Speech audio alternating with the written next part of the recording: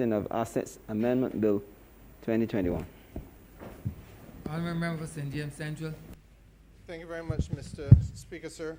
Mr. Speaker, sir, our purpose here today is to amend the Grantley Adams International Airport Transfer of Management and Vesting of Assets Bill, which is at Chapter 286 of the Laws of Barbados, and to provide for Grantley Adams International Airport to contract with licensed operators in relation, sir, to management and also in relation to maintenance of the airport, the aerodrome itself, and the satellite installations of the airport, and to provide for all related matters.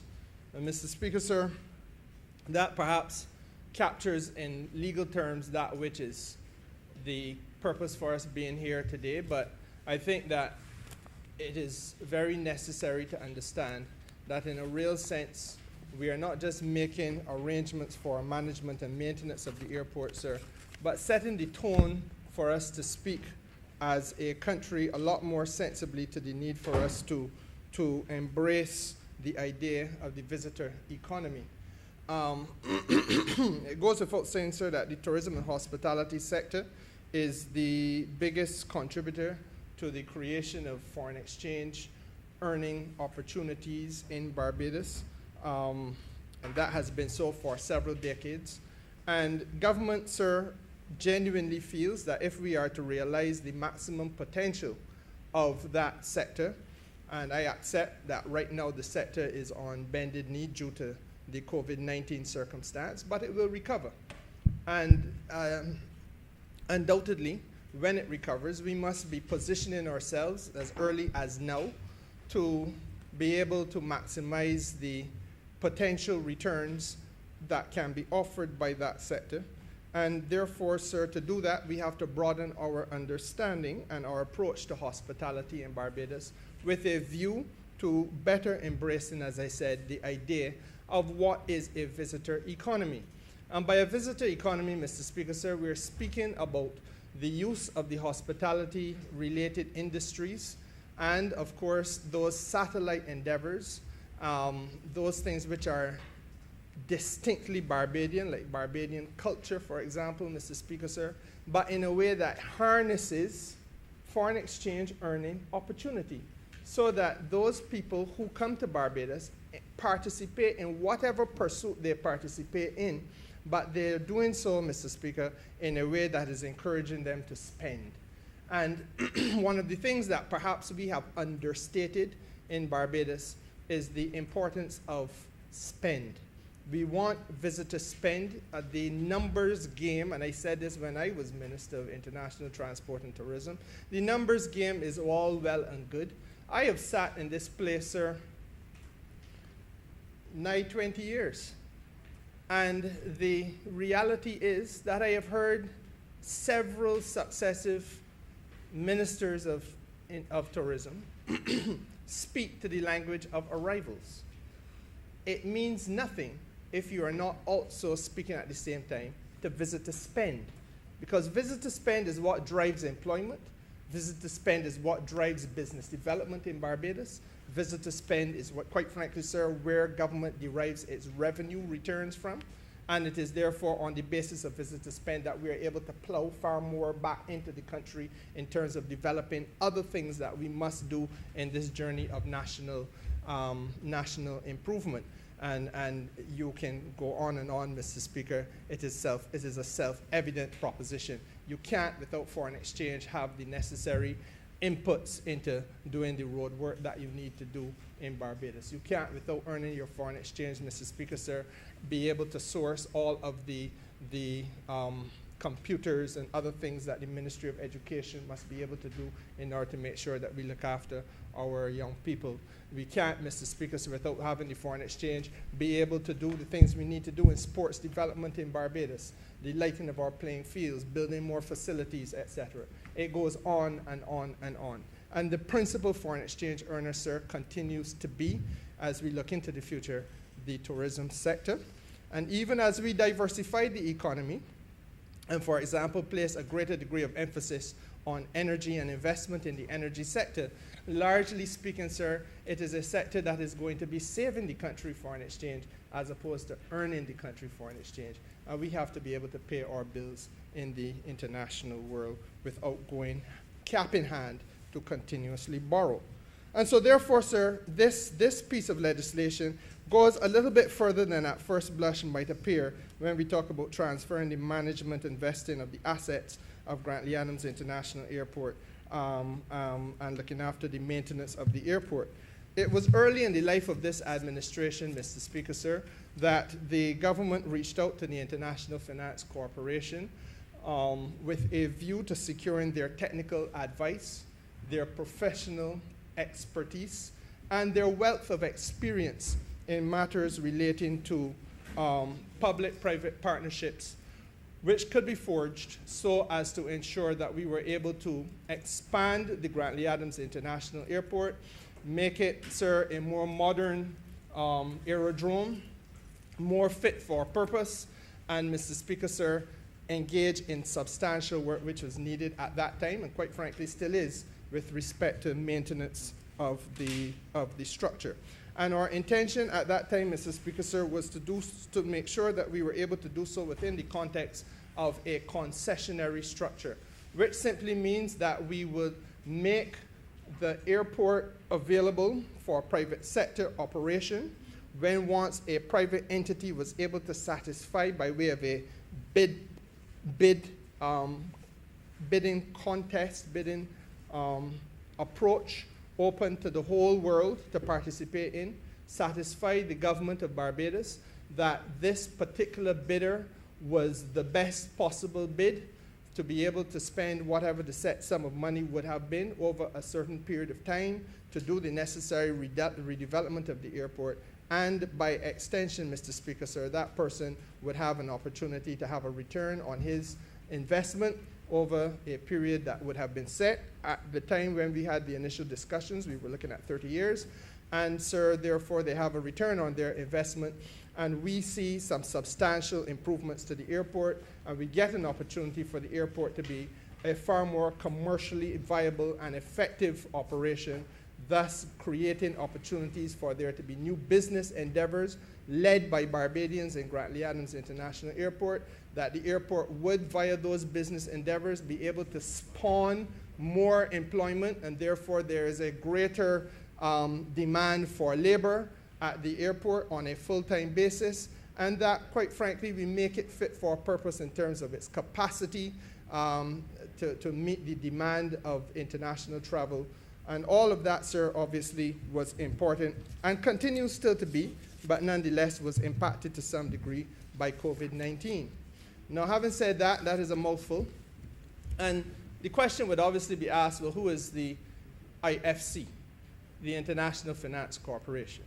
The International Finance Corporation, sir, is really the private sector arm of the World Bank. As an affiliate of the World Bank Group, it was founded in 1956 and is the largest single development institution in the world. Now, sir, what is the focus that we were asking them to bring to bear? We wanted, sir, them to assist us in the promotion and the support of private sector growth in this country, specifically at the point of the Grantley Adams International Airport, via a number of activities that we wanted to be able to bring on stream. And we know that this has been their area of expertise across the developing world. Their record of experience, Mr. Speaker, sir, is that they have touched over 100 countries globally in terms of this type of developmental assistance. They are to be found, Mr. Speaker, or their footprint has been found in Asia and in the Pacific, in Africa, widely, most specifically in sub-Saharan Africa, in Latin America, Mr. Speaker, sir, and in the Caribbean. Specifically with regard to the question of airport development experience, and I'm taking my time to go through this specifically because I want for the not only those within earshot of my voice outside of this house, sir, but within this house, most particularly the leader of the opposition, to understand clearly the policy formulation of the government. With respect to airport development expertise, the IFC, sir, was integral to the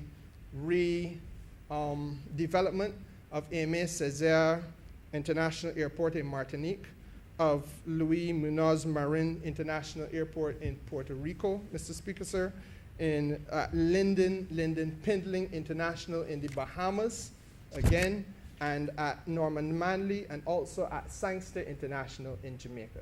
So their experience in the Caribbean is wide, and their expertise in the matters of airport development is also very wide.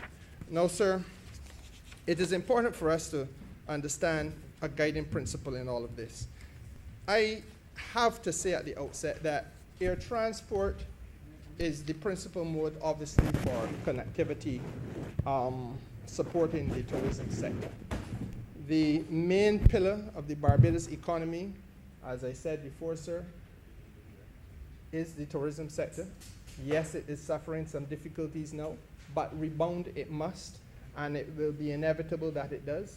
And it is also vital, sir, for us to recognize that we cannot effectively have an international business sector without also having the Grantley Adams International Airport being fit for purpose.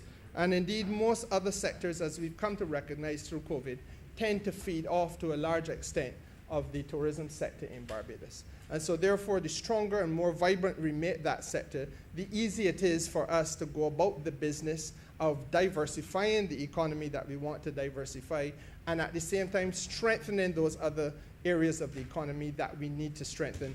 Because, Mr. Speaker, sir, as much as we speak the language of caring, it takes cash to care.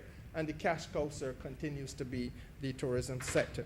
So that is all of the restructuring and diversification and all those things that theoretically sound nice, when we get down to the nuts and bolts of what we have to do, Mr. Speaker, sir, it is going ultimately to be led by the tourism sector in this country.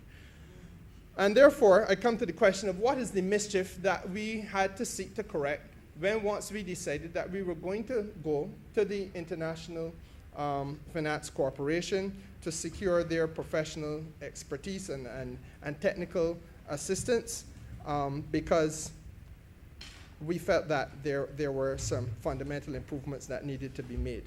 So specifically, sir, in 2018 May, when we came to this place and assumed the reins of administration of the country, we recognized that in terms, first of all, of the infrastructure issues at Grantley Adams International Airport, there was a severe concern.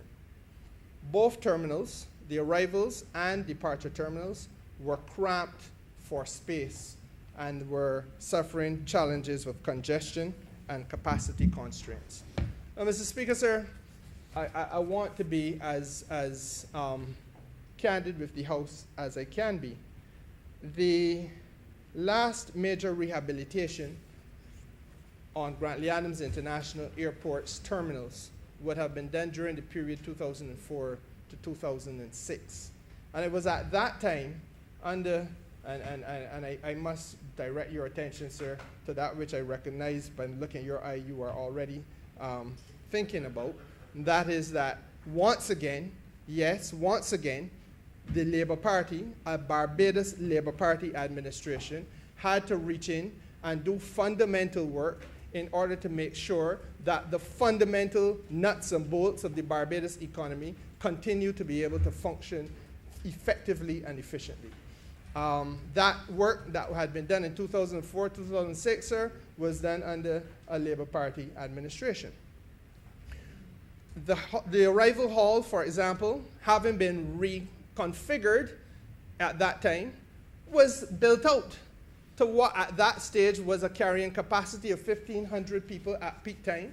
And it was felt then that this was well and good to serve the people of Barbados.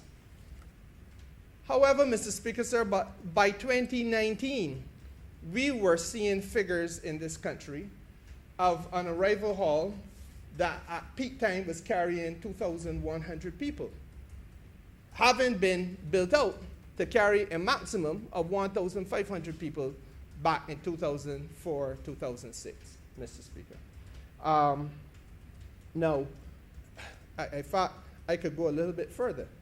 I recall well in January of 2019 when in that month alone we would have had 71,000 visitors come to Barbados. And if you do the average, sir, over 31 days, you'll be seeing that if there'll be a pass-through of that arrivals hall of around 2,300 persons per day. And let us face the reality, it isn't a full day. You don't have that taking place from 6 a.m. until midnight. We all know that when those planes literally start to drop out of the sky, it is between 2 a.m. and 5 or so in the afternoon. So between a 3-hour, 4-hour period at maximum, p.m., 2 p.m., 5 p.m., during that 3-hour window, and if one come late, it might run a little bit longer. But the fact of the matter is, Mr. Speaker, that on any given day during the month of January of 2019, you would have been seeing about 2,300 people coming through that arrivals hall, and the planes one behind the other, and you understand the congestion. Now, Mr. Speaker, that therefore created, and the history is known. There were long lines snaking through the airport terminal, so in some cases almost right back out to the aircraft itself, and it was Barbados's airport, sir, like any other airport in the world, is your first impression, and it is also your last impression of the place you live in. And if your first impression is that you come to enjoy a vacation, but your experience is that you wait for 4 hours before you can get out the airport, you begin on the worst possible note. And that is what we had to contend with. So the first issue, Mr. Speaker, sir, was of infrastructural challenges of that nature. The second one was with capacity on the parking apron. The fact of the matter is, Mr. Speaker, sir, that there has been a continuous rise in traffic because the attractiveness of the destination is without doubt. That is why I can stand here, sir, and say with confidence and conviction that when once the world returns to a semblance of normality, Barbados will once again return to that semblance of normality with regard to our tourism enterprise. What we must not do is to be resting on our laurels all like now, but rather we must be doing this type of business that brings us here today so as to make sure that we can advance the development of key pieces of the tourism product and tourism package in Barbados. Now, in terms of parking, it is a fact that at what we call the regional gate, LIAC Gate 9, Mr. Speaker, sir, as it was then called, there would have been some instances where you have one of those aircraft parked immediately behind another, and then a third behind that. So you got triple parking at that gate. You have seen it, I have no doubt, Mr. Speaker, sir. Later on in that year, in the year 2018, American Airlines, because we, again, increased the opportunity to access Barbados by creating a new gateway in Carolina. We had situations where the demand from American Airlines was so great that they could not properly fit aircraft at the 10, 11, 12, gate 13 because there was no capacity for them, given scheduling, to come in at that time and take out passengers at that time. And so they too had to start to use gate 19, but gate 9. But the construction, the configurement of gate 9, in 2004-06, when it was created, it was intended, sir, to house about 600 odd passengers. I beg your pardon, sir. It was intended to house less than 100 passengers. By the time we had gotten to 2019, it was housing 600 passengers. And so therefore, it was impossible for that gate to be functioning effectively. And therefore, we had, Mr. Speaker, sir, to again go through the process of trying to treat to that challenge. Again, another issue that confronted the country and where we have also to continue to place our emphasis is in making sure that we are as accessible to all travelers as is humanly possible. One of the difficulties that people do not necessarily understand up front is that perhaps more than any other category of individual, persons with disabilities are traveling. And that doesn't necessarily mean only persons who are born with a disability or who have had a bad accident. It also means persons who've gotten to a mature stage in life and advancing years makes it very difficult for them to stand or whatever for long periods of time. But the fact of the matter is they have done a lifetime of living and a lifetime of earning, and they want to spend a little bit of money as part of the so-called bucket list. And therefore, Mr. Speaker, sir, it cannot be good and appropriate that in the latter stages of that decade, we were still lifting people down an aircraft stairs in a wheelchair. The Caribbean Aircraft Handling, sir, had to create a special reconfiguration of the flight kitchen containers so as to be able to air condition it, put in windows, etc., and lift persons with wheelchairs up to the level of the wide-bodied aircraft. And again, that ability to adequately take care of persons with disabilities was another challenge facing the airport.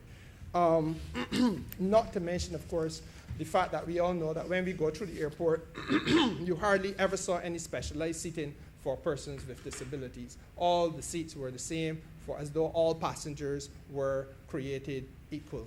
And persons with disabilities, therefore, in terms of restroom facilities and in terms of seating facilities, were not adequately dealt with.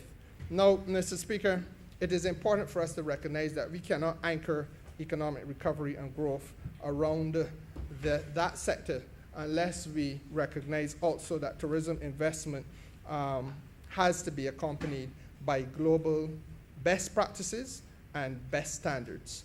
And the Prime Minister of Barbados made it very clear that those were going to be the ambitions of this government.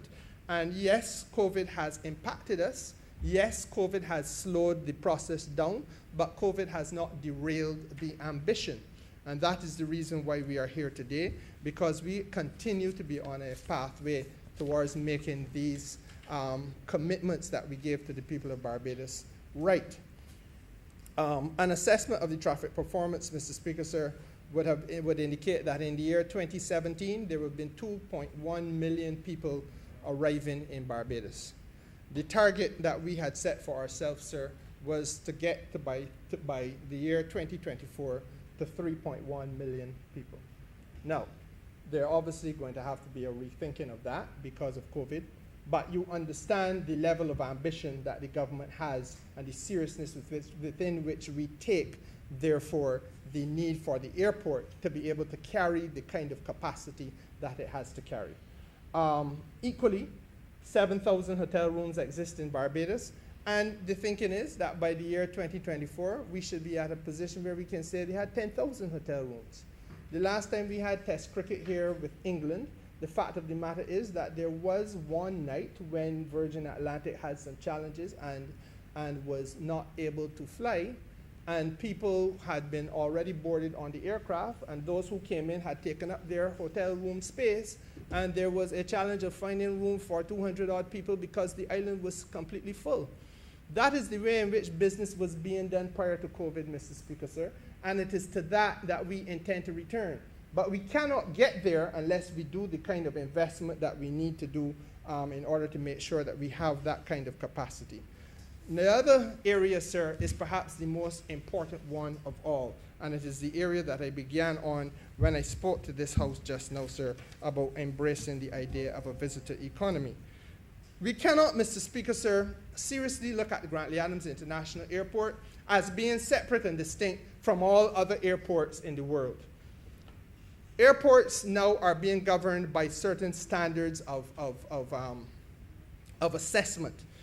The concerns that people have about the airport is that it must be able to perform independently. I made the point, sir, that if you look at the global picture, it is believed that on average, 50% at least, of an airport's revenue should come from what is called non-aeronautical revenue.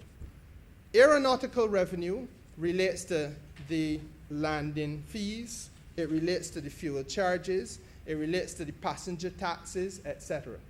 But non-aeronautical revenue relates to those things that are independent of those charges that we apply to the aircraft. It is the way in which the airport drives commerce and creates commercial opportunity which yields revenue. It is a failing and has been a failing in Barbados for too long. It is not the first time I've said that in this House of Assembly. Mr. Speaker, sir, in Asia and the Pacific, the average for non-aeronautical revenue earning is at 60% of the airport's receipts. In the United States of America, the average for non-aeronautical revenue earning, those commercial endeavors, is at 55% of what the airports receive. Mr. Speaker, sir, in the year 2018, when we came to government, Barbados was looking at 23% of what the airport received being non-aeronautical revenue. It meant, therefore, that we were not adequately taking care of the opportunities to encourage those people who came through the airport to spend on memorabilia, to spend on food, to spend on experiences within the airport, to treat ourselves, Mr. Speaker, sir, as though we were a serious set of people, not forever being anchored to the hope that a government can step in and save us, but that we can earn our own way. Most importantly, Mr. Speaker, sir, it meant that there were not enough entrepreneurial activity, there was not enough entrepreneurs and enough entrepreneurial activity at the Grantley Adams International Airport, and that, as we all know, for far too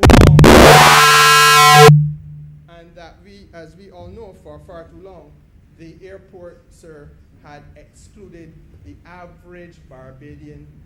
The honourable member, the honourable leader of the House needs to turn off her microphone. That the airport had excluded the average Barbadian from access so as to be able to earn and employ fellow Barbadians on those premises. I say that again. For far too long, our airport, the island's sole airport, had under successive administrations throughout the course of this country's history excluded ordinary Barbadians from the opportunity to earn and to employ fellow Barbadians, fellow citizens at that airport. And Mr. Speaker, sir, that has to be corrected. Now, there's obviously one other consideration of significance that comes to mind, and that is that there was also an issue of national security. Because as you know, sir, when you were going to St. Lucia, or if you're going anywhere in the Eastern Caribbean to practice, and I know that you do that, you, sir, would have had to go down to Gate 9 in order to take one of the regional flights to get to wherever you're going. The fact of the matter is, Mr. Speaker, sir, it is almost without doubt that you would have had to cross between those people on your way down to Gate 9, having cleared immigration. You got to cross those people who are coming up, who are entering Barbados. Or at the point where there was the airside, there is the airside courtyard, you walk into a line of other persons, sir, who are going elsewhere, perhaps also to the arrival hall, etc. So you had the commingling of passengers who are entering the country and those who are leaving the country, something that ought not to happen anywhere in the world, especially since 9/11. And we had to find all sorts of creative means with a line, and then we put in a little piece of perspex and so on and so forth. But Mr. Speaker, sir, it was a makeshift situation which you can do for a short period of time, but you should not be doing in 2019 and in 2018 when the rules set after 9/11 were set. Sir, 9/11 was in 2001. So it doesn't reflect well on us at all. And the fact of the matter is, Mr. Speaker, sir, that beyond that, there's also a need for us to be candid about a few things. We need to put in place appropriate service level contracts with some of the entities that help serve the airport and make it functional. There has to be a proper service level contract with customs. There has to be a proper service level contract with immigration, with port health, so that we are able to say, sir, with certainty that on any given day, these are the amount of staff that must be at work. And that works for customs and port health, and it works for the airport management, so that they can manage and exercise with certainty those responsibilities that must be exercised. It equally is true to say that we had to come to a point where we are able to gauge the time that a passenger takes between getting off the aircraft and getting his luggage, the time that a passenger takes to get out of the terminal, because you want, Mr. Speaker, sir, to be able to accord and align yourself with international best practices. We need, sir, to be able to do those things, but we cannot do those things if we are functioning in an ad hoc situation where, depending on what's happening at any given point of the week, you may have X amount of staff or not reach that level. You may have an arbitrary decision that bikes going to get taken off of a belt and put on the ground, and dogs come and do the sniffing and that kind of thing. Nobody's saying that these things should not be done, but there has to be a framework within which they're done so as to minimize the passenger inconvenience and minimize the reputational damage that is caused to the airport and to the country as you do these things. Because every country in the world is doing it, but that don't mean that you do it in a way that is not connecting with the service, the hospitality industry, the best practices that must be in place. And our difficulty in Barbados is that we did these things, but not doing them in a way that accorded with the best practices of the hospitality sector and indeed, sir, of the industry itself around the world. So that our national concerns, sir, as I've just outlined, I've taken the trouble to outline them because I know how it is in Barbados. We forget very quickly. And I would hear, but why it is that you need to bother with these people? You need to bother with these people because they bring a certain level of expertise, a certain level of professional experience in helping not only countries in the Caribbean, but countries all around the world in order to shape the way forward on these particular matters. And I hope that satisfies the critics. It also, sir, is important to recognize that those national concerns that I've just alluded to align well with industrial trends. Studies of airport development over the last 30 years, sir, show that there have been changes from state-led operation to private sector operation across the world. Barbados, and I want to say this for the record, because it is very important, again, that we take time and speak to people in the clearest possible terms so as not to allow any opportunity for there to be misinterpretation or willful misrepresentation.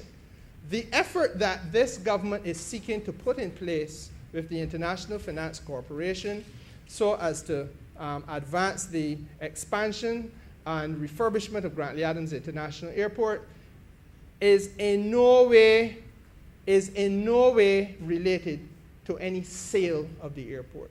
The airport is not being sold. There's no intention. There's no interest in sale. The airport, Mr. Speaker, sir, is to be expanded, and it is to be managed over a concession period, which will be set in terms of time, and then after that, it reverts to the government and people of Barbados. Fact of the matter is that the work that needs to be done is outside of the reach of the government of Barbados at this point.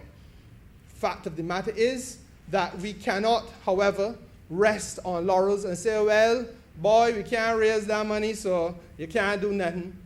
Because you have to do something. And you have to do something because you're talking about a sector that is vitally important to the well-being of the people of the country. And therefore, as the government, we have to make the hard decisions and say, are we going to go ahead with it or not despite COVID? And the answer is yes, we go ahead with it in spite of COVID because it is in the best possible interest of the people of Barbados and the country's future development. And of course, the development of the tourism sector, which is exceptionally important. So Grantley Adams International Airport will continue to be state-owned and it will be privately operated. The airport development costs, Mr. Speaker, sir, around the world are substantially recurring costs. They outstrip the capacity of the public sector in most countries to be able to finance it. And that is not only so of small island developing states, that is so, sir, of the largest industrial countries around the world. Globally, airports are becoming more self-funding, and there is a widening range of commercial considerations, which we all know exist, and which are annexed to the airport operation. And we have in Barbados now to dare to invest in and to have the ambition to be bigger, invest in being bigger and better, and have the ambition to go there, and to go there without fear. Why is it, sir, that you can have airport hotels in the Caribbean, but you cannot have one in Barbados? Why is it? It is a form of revenue that can come about as a result, sir, of its proximity to the airport. Why is it, sir, that we have vehicle rental centers now all around the world?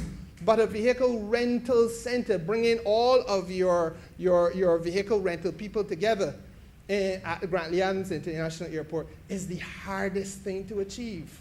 Why is it, Mr. Speaker, sir, that there are airports which are also offering conference facilities? Why is it, Mr. Speaker, sir, that airport concession shopping mall experiences? I invite anybody to tell me who has been to New York, who has been to England. You ain't got to go far, Miami. Mr. Speaker, sir, the shopping mall experience is there. It is about food options. You're telling me in a country that is now sold around the world as being a culinary capital, that the same people, sir, can't be in the airport providing food options? Are you going to say that to me, sir? You're going to tell me, Mr. Speaker, sir, that people in a country where you can make dresses that Rihanna model and the whole world seeking to find the young lady who made the dress, that in Barbados those dresses could not be sold in a reopened Grantley Adams International Airport in a shopping experience, Mr. Speaker, sir? Is that what you're going to tell me? The reality is, sir, that we have to unleash the potential of the Barbadian people, and that is the way in which this government sees the development of the airport. Equally, it is very clear that our sights are also set on maintenance and repair opportunities for aviation at the airport. And why, Mr. Speaker, sir? Because we have a few hangars there for the housing of aircraft. We want, sir, to attract more because we are a hub in the Caribbean. We are, Mr. Speaker, sir, a transatlantic stop on the way to Africa. We are a transatlantic and refueling stop, sir, for Africa. We are a transatlantic stop on the way, sir, to certain parts of Latin America. And we feel, sir, that we are geographically positioned to be able to do substantial logistical work, again, out of the airport. But, Mr. Speaker, sir, again, it is time for us to unleash the potential of the people of the country. The fact of the matter is that the government's purse cannot do all of these things and at the same time be able to fix all the schools that rotten down during the last decade of the Democratic Labour Party misrepresentation. As recently as this morning, I had to have an exchange with the Minister of Education on some of the challenges that are faced on simple matters that government got to find money to fix. Bathrooms in school, Mr. Speaker, sir. You know, these are things that we still grappling with because of years of neglect. And the fact is, sir, that the opportunity must now be given in a reformatted and refurbished and restructured usage of the whole aerodrome of the airport in order for Barbadians, sir, who have the capacity to be there, sir, in doing the maintenance and repair. And what are some of the things that maintenance and repair operations around the world do? Let me tell you, sir, so how you can understand how successive administrations have shut out and excluded our own people. People who fix in, Mr. Speaker, sir, radio equipment and upgrading it. Not a man at Grantley Adams Airport is employed doing that. But there are people around Barbados who can do it. Mr. Speaker, sir, people who do repair on the instruments of the aircraft. Not a fella at Grantley Adams International Airport doing that on an aircraft, but they got people in Barbados who do that professionally. Maintaining, Mr. Speaker, sir, the inside of the cabin, fixing seats and tables and things. Mr. Speaker, we got people do upholstery in Barbados, though? Not a fella employed at Grantley Adams Airport doing that. But people skilled here in this country. And you can go on and on, Mr. Speaker, sir. Welding, repair, plating, doing work on the engines, the propellers, etc., Mr. Speaker, sir. Look, especially for those small frame aircraft I ain't tell you go ahead and do it on a big 747, but the reality is within the competence of the people of Barbados, we can do it for several of the small aircraft in this region, saving people in this region hundreds of thousands, if not perhaps millions of dollars in sending aircraft overseas to be fixed elsewhere. And that is the type of thinking that we have to be prepared to bring to bear. I mentioned logistics, sir, and that is also a very important part of the thing, because we'll be using the geography of Barbados in order to make sure that we are able better to handle the shipment and transshipment, especially, sir, of things which might be specialized goods and therefore need to be handled in a certain manner. And a story that I will not go into right now with regard to lithium, I think you call it lithium, what kind of battery is it? Lithium batteries, lithium-ion batteries, comes to mind.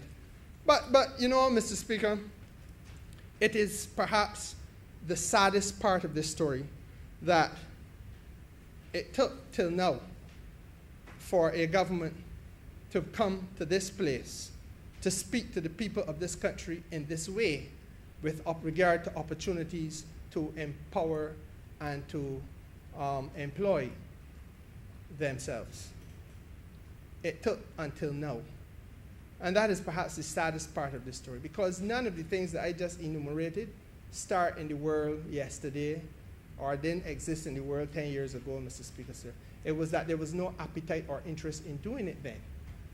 And I want to say to you, sir, that, you know, as I speak to you, aircraft registries come to mind. And that is another area.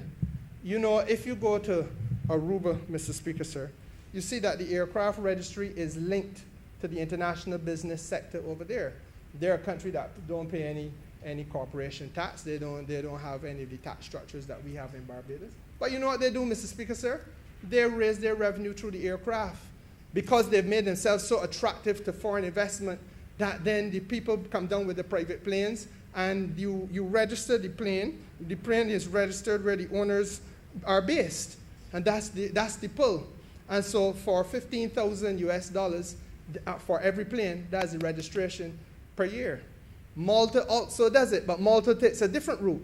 And Malta puts in place special tax rates for people involved in the aviation sector. And that's how they attract it via the human resource product that is there. But in whatever route you take, the point is we are building out opportunities, not only for employment, but for further capacity in terms of human resources in this country. And that, sir, needs to happen, and needs to happen badly at the island's major port in the country. Pardon? Sorry, it needs badly to happen at the island's airport. So, sir, where are we now? The project, sir, is now in its second phase of the preparation, and that is we had settled in January of 2020 on a structure to the transaction. But, sir, along comes a fella called COVID-19, having mercy on nobody anywhere in the world. And therefore, the transaction that we contemplated having cannot now be had in the same way, because of the very obvious reason that COVID has impacted the financial model that everything rested on. And what was the financial model? The financial model was, sir, that if you look at 71,000 passengers coming to the island, let's say in January of 2019, you compare to 2020, that dropped to 62,000 by 2020. And then by 2021, Mr. Speaker, sir, we are down to 4,000. Let me get that again. From 70,000 in 2019, 62,000 in 2020, down to 4,000. The source markets that we deal with, the major source markets, where we draw all the traffic from, in January, when it's winter cold, then people could go nowhere. They're in lockdown in their second wave, in some cases the third or fourth wave of COVID. And Barbados, sir, has to deal with that 95% or more fall off in traffic to the island. So obviously, the model that you're looking at in terms of footfall through the airport, the traffic you're bringing in, that can't work the same way. Again, sir, January to March 2019, we would have seen arrivals in the vicinity of 210,000 passengers between January and March 2019. That, sir, fell off to 159,000 in 2020. And for the 3 months in question in this year, Mr. Speaker, sir, a total of 7,400 passengers. Again, a 90-something% decline. It is unbelievable. But the reality is that the structure of the transaction that one is planning has to be fundamentally revisited, because you're modeling it on the basis of, you're telling a man, come and invest here in our airport, spend millions of dollars, help us build up capacity. Your return on investment is that because there's so much traffic coming through, you're going to see the business, and therefore your cut in the process is going to be significant. Guaranteed. Right now, sir, that can't be said to anybody. So therefore, you have to relook the whole thing again. It is easy, I think, to be a critic. It is unfortunate, I have said, to come to this place purely armed with the fresh criticism of the day. But we are at the point now, Mr. Speaker, sir, at the midterm of the life of the government, where the rubber is starting to meet the road. And it is now time for those people who speak with a critical tone and look at everything with a jaundiced eye to now share with the country what they would do if confronted with the same circumstances in the same way, Mr. Speaker. You can't just luxuriate almost as though you are in a hammock of convenience so that you say that which is critical for the opportunity to be heard. It is now time to submit yourself to the intellectual test of saying what you would do and how you would treat to these circumstances. I don't hear that from the priestly figure who has now entered the fray in an issue that really and truly I quite frankly pay no attention to over in the George Street camp. I don't hear that from him, nor do I hear it from the lady who was lost in the wilderness over in the George Street camp. And I most unfortunately don't hear it from he who is paid as the holder of constitutional office in this country, in this house, who should also be called upon to share with us what he would do if he were confronted with these set of circumstances. Would you or would you not continue with the proposed improvements at Grantley Adams International Airport? Do you agree that there's a need for the improvements at Grantley Adams International Airport? Is it merited? What is your view on the future of the tourism product of the country without those improvements, Mr. Speaker, sir? These are the taxing questions that those who want to rush into public life must be asked to speak to.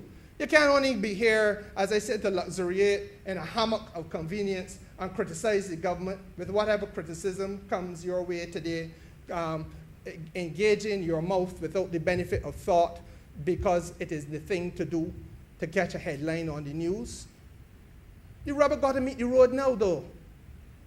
And Mr. Speaker, sir, we have looked at the situation, and we say that even in spite of where we are now, even in spite of the fact that at this moment, as I stand before you, Mr. Speaker, sir, parts of Canada are still on lockdown. As I stand before you, Mr. Speaker, sir, the reality is that the protocols governing COVID-19 in that major source market, Canada, are most unhelpful. Because if you travel abroad, you still got to go back home, and as you get home, you must spend 3 days at your own expense in a government institution. In a government institution, it ain't to say that you're going in a villa or nothing so, at your own expense, $1,500 a day, Canadian. And then after that, you got to be at home in quarantine for 2 weeks. Those are the protocols today. And in spite of all of that, we say, sir, that we have confidence in this country and in this country's economy and in this country's tourism product that it can rebound and that it must be given every support it can get so that when once the world is past this and the vaccines are taken by the vast majority, as I hope will happen. As recently as this morning, I see that Moderna is talking about vaccines for 5-year-old children. Hallelujah to that. I hear that Sir Pfizer and others are coming with their own vaccine for children as well and teenagers. Hallelujah to that. The more they can get vaccine, sir, the better it is for all of us together in the world. Don't mind all the fake news. I hear people talking the fake news, and then Then the same people I see on WhatsApp, they forget that you see the name on WhatsApp. Man, I ain't with a vaccine. But then pushing down people to get in the polyclinic ahead of the elderly. They ain't about no vaccine, but pushing down people, old people, to get in through the polyclinic door, Mr. Speaker, sir. Because it is the convenient thing. You again, they luxuriate in this hammock of convenience where you do say anything that comes to mind, but then you go and break for yourself. Can't work. It really can't work. And the fact of the matter is, Mr. Speaker, sir, that we've had to engage continuously in discussions over the last 6 months or so, and we can confirm that the shareholder government, the government of Barbados, in the interest of the people of Barbados, sir, will proceed on the basis of a restructured transaction agreement on this project. I've said why it has to be restructured. Now, Mr. Speaker, sir, the actual definitive nature of the final transaction will come to Cabinet, but that is not a matter that we are going to hold up the show about. We are coming here, sir, because there is ongoing work that has to be done even while we await that final transaction to be settled, or structure of the transaction. The International Finance Corporation, as part of their professional services, provided us with 4 complete detailed studies. One was a legal due diligence study. One was an environmental assessment of what the impact of this new thing would be on the airport. And quite frankly, sir, it looks into matters of substantial environmental detail, up to including the ability to deal with waste disposal and so on. Mr. Speaker, sir, there was also the social report, and again, because there are going to be a wide variety of potential of new businesses, etc., you have to look at how it impacts proximate neighborhoods and so on and so forth. Fact of the matter is, Mr. Speaker, sir, the legal due diligence report made it very clear that there were some issues which are relevant to the successful implementation of the project. It looked also broadly at the air transport sector and the fiscal framework and already existing contracts which are at the airport. So you have to look at things like labor relations. You have to look at the obligations under the new concession. You have to look, Mr. Speaker, sir, at any legal risks that might arise and how are you going to take steps to mitigate them. As I say, you got to do a little bit of intellectual heavy lifting now. The rubber has to start to meet the road. It is no longer just about the politics of convenience where you get up and you say, I ain't in that, I find fault with that, I can nitpick at that. You need now to present to the country substantive issues and substantive solutions. And arising from that legal due diligence practice, Mr. Speaker, it was recognized that the legislative amendments that we bring to you today were necessary for Grantley Adams International Airport to be able to transfer the management of its assets, and also by extension, sir, to make some adjustments to the civil aviation aerodrome certification. And I'm going to go into the reasons why these things became necessary. First of all, Mr. Speaker, it was important for us to be able to permit uninterrupted operations at Grantley Adams International Airport on the transfer of the management and the operations of the airport to an approved licensed operator.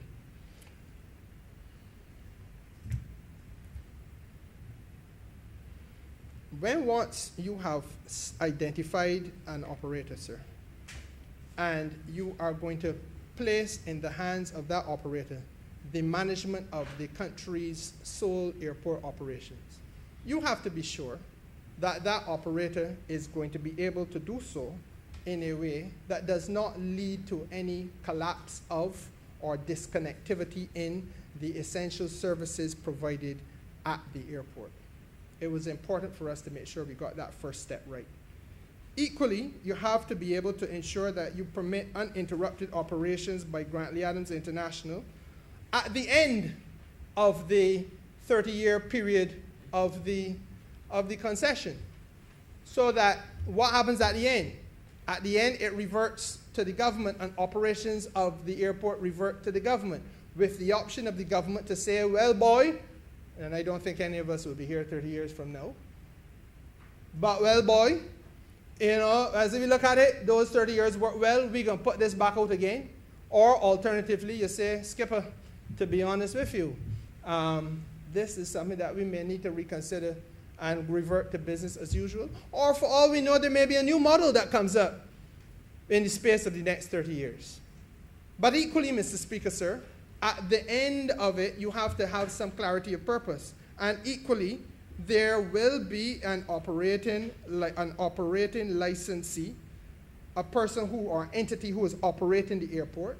But we can't go blindly into the good night because we in government do not enjoy the luxury of the hammock of convenience. We in government, sir, do not enjoy the luxury of just sitting there and saying, you should do this, or you could do that. We have to be clear, clarity of purpose. And part of the clarity of purpose, Mr. Speaker, sir, means anticipating what could happen. So if you give a third party, for the first time in the history of Barbados, an operating license at Grantley Adams International Airport, you have equally to be sure and sure-footed about what happens if the operating licensee breaches the conditions of his license.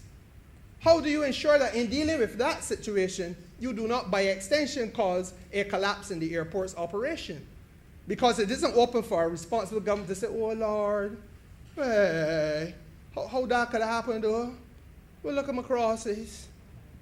That is for those people who are making casual and convenient conversation outside the rum shop, on the call-in program. Those places where you can speak without having the benefit first of prior preparation, thought, and planning. We don't enjoy that luxury, sir. Ours is a far more difficult task. And therefore, part of what this legislation speaks to is how you treat to those matters. Equally, sir, it is necessary to permit Gaia to be able to retain its license with relation to the arrangements concluded with the International Air Transport Association, IATA. Because IATA, Mr. Speaker, sir, is effectively the trade union of all of the airlines. And all of the airlines that come here, sir, have an arrangement in which we put our hand in their pocket and tell them you have to pay to the government some passenger service charges. Now, we have to make sure that there's a proper way of managing that because the Crown still needs the passenger service charges. Equally, Mr. Speaker, sir, we can't just leave it to chance that they will be handed over. So you have to put those arrangements in place. I know a lot of things were left to chance in the decade that now gone. And we have to make sure, sir, that there's a different level of management. So I know that this is not the type of bill that is easy for the leader of the opposition to have to respond to, but it is a bill that will tax him, and I believe he is able to rise to the challenge. I hope he is. But it's a bill that will tax him because this is one of those occasions, sir, where we are speaking to the country about the well-being of the country in the context of the policies that are being implemented in difficult times. And what would you do if you don't agree? That's what we need to hear. And how you would treat to these matters if you don't agree. Beyond that, Mr. Speaker, sir, there are obviously some additional concerns that have to be looked at, and I'll do so briefly. There's a necessity for Gaia to be able, sir, to effect a lease or a sublease to any other entity where that entity qualifies as a licensed operator. And that is important because the licensed operator is coming with nothing in his hand but money and know-how. He has to prove his financial ability, he has to prove his technical experience, and so on. But having done that, we must now make provision for the aerodrome which we own to be able to be accessed by him, and the lands of the aerodrome to be able to be accessed by him, and indeed by third parties who he may choose to sublet to, because of the fact that there has got to be a mushrooming of commercial opportunity, entrepreneurial opportunity, business development allied to and aligned with the air transport sector in Barbados. And I went through some of those things just now, which we have to be able to be prepared now to look at as a country. Gaia is also going to need to be able to transfer part or all of its operations to another entity, as I said, for a time-specific period. And in the window of the transaction discussions, in terms of time, we were looking at 30 years being the life of the transaction. The transaction structure is now being rediscussed, so I don't want to commit to the hosted period of time. I commit only to one thing: let there be no ignorant talk about sale, because Grantley Adams International Airport is not for sale. But there has to be a period of time within which a transaction is able to be done and completed, investment made, and the person making the investment has to have the benefit of a return of his investment, on his investment. An existing aerodrome certificate is going to have to be transferred to a new entity, either in whole or in part. The aerodrome certificate is that legal document required by the Federal Aviation Authority, in particular, to run the airport and to operate the airport, to manage people's commercial flights, et cetera, deal with matters of air safety, deal with all the legal requirements aligned to air transportation. That certificate is a critical operational document for the airport.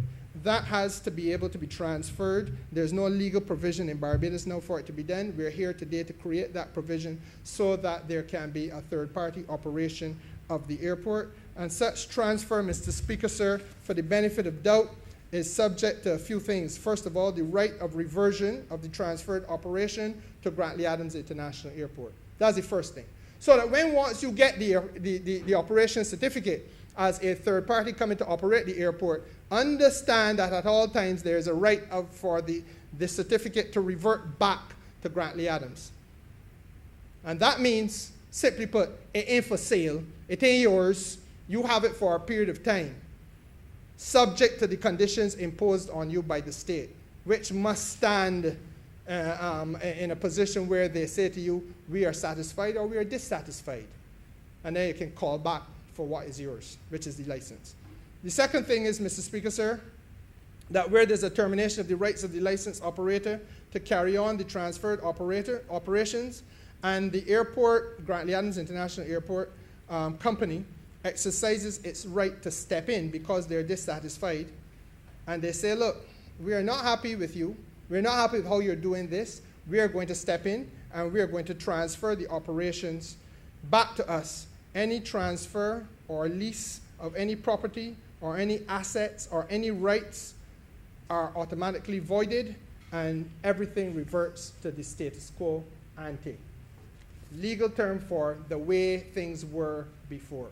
So if you, Mr. Speaker, sir, are the licensed operator, and I am Grantley Adams International Airport, Inc., a holding company, and I say to you, I am satisfied with you, Mr. Speaker, sir, and I'm giving you this license to operate. But 3 years down the road, I am immensely dissatisfied with how you are functioning. You have breached conditions. You're not up to the standards that we consider to be suitable as the holding company having oversight, and the shareholder, which is the government, saying, look, this can't work any longer. Then I call back for the license. And yes, there may be some other contracts that you've entered into during the 3 years. There may be some rights that have accrued to you during the 3 years of your operation, Mr. Speaker, sir. There may be some assets or property that you have managed to acquire. But the fact of the matter is that everything reverts back to the way it was at the beginning, in the interest, sir, of the protection of the state and the state's interests. If it is a matter of property settlement, then we deal with that in the ordinary terms that we always deal with property settlement. I think I have made myself clear. And Mr. Speaker, sir, that is how it has to go forward. Now, those are what we come here to pass today. So that even as we settle the numbers with regard to the transaction figures, we are putting in place the framework legally that will allow for us to get on with the business in the interest of the people of the country, Mr. Speaker, sir, because this is not a government that is struck to the point where it can do nothing and achieve nothing just because there is a COVID-19 pandemic in the world. We have a very optimistic view of the recovery, and the discussions thus far suggest that looking at the vaccinations that are taking place around the world, most particularly in the key source markets, England is doing well. Canada is beginning to improve its level of vaccination. The United States substantially improved during the life of the new administration. we're thinking, Mr. Speaker, sir, albeit optimistically at this stage, that a fourth quarter of 2021 should start to see significant strides towards recovery. It is anticipated that by 2023, as a best case scenario, we should be able to return to the 2019 levels of arrivals that I have already referred to. We anticipate by 2023 in a best case scenario. On current projections, a worst case scenario would be 2025. Well, again, Mr. Speaker, sir, it is easy to stand here and look at circumstances in a snapshot of time today, but it is also important that I say, for the benefit of the country, that it is a snapshot of a picture of where we are today. We do not know with certainty what will happen because there are so many variables in this pandemic, and it has really been a learning and ever-changing experience from day one. The commitment of the government, Mr. Speaker, sir, is to anchor this process around aviation development. As I said, business opportunities, logistics hub. This is where the government is interested in going in the future. And I think, sir, that there is every good reason to believe that that is a sound and wise approach. There is no intention to change either the ownership structure of Grantley Adams International Airport or the level of labor at Grantley Adams International Airport. And let me say that again. There is no intention to change either the ownership structure, the state continues to be the owner, or the level of labor. I know that I will hear that, as always happens, people come in and they look for efficiencies. And that may well be true. It may well be that you may find that you have a baggage handler or two too many. It is equally true that if you create a shopping experience, you may find that you now need to have 5 or 6 more people in any 1 square, 2 or 3, 10 square feet of space at the airport because of the fact that you need people to man the shop. Equally, if you're going to have more culinary experiences, you're going to need to have more people because you need to have people dealing with the culinary side of the thing. And the more attractions that you put in, the more things they are to do, Mr. Speaker, sir, the more employment levels will probably rise rather than be negatively impacted. And I say that only because I know the rhythm of this house and I know what I am likely to hear. So I take in front before in front take me. But it's true. It's true. Mr. Speaker, sir, the security and the priorities that I want to speak to very briefly, sir. Obviously, we are looking at revenue generation. I have said from the very beginning, sir, that there is a need to embrace the idea of the visitor economy in full. And Grantley Adams International Airport is perhaps the best and most succinct example. There are several others, but that is a very succinct example of how we have done business in the same way for a long time without looking at the way in which you can drive visitor spend out of the hospitality experience. And the priorities we have, sir, obviously are built out around revenue generation. The investments will probably begin in the context of buildings and capacity because it is that broadened capacity in the arrival hall, that widened capacity in the departures, sir, that allow for there to be more revenue generation by virtue of the fact that the bigger the hall is, the more people it can carry, the more experiences you can put into it in terms of culinary, in terms of shopping mall, et cetera, and therefore, sir, the more people that can be employed, and that is how you drive your revenue as the first priority. The second priority, Mr. Speaker, sir, is to look at issues relating to security and the regulatory issues at the airport. For example, the runway rehabilitation cargo facility. I should say the runway rehabilitation is largely already underway because it benefited from a $40 million investment by the Caribbean Development Bank. And obviously that was again, a vital thing that had to be done early in the life of this administration. Mr. Speaker, would you believe that when we inherited the reins of administration, when we inherited the reins of this administration, sir, of government, We had an airport runway at Grantley Adams International Airport. And there are several taxiways, but the plane got to land on a runway. Yeah? That runway, Mr. Speaker, sir, had a life of 15 years. It had exceeded its life by 3 years at the point when we inherited Grantley Adams International Airport. And I say that, sir, just to reflect again, because we don't live in this hammock of convenience. We have to understand, sir, that people can't have to stop now in Barbados of wishing away the past. We have to stop wishing away the past and pretending as though it did not exist.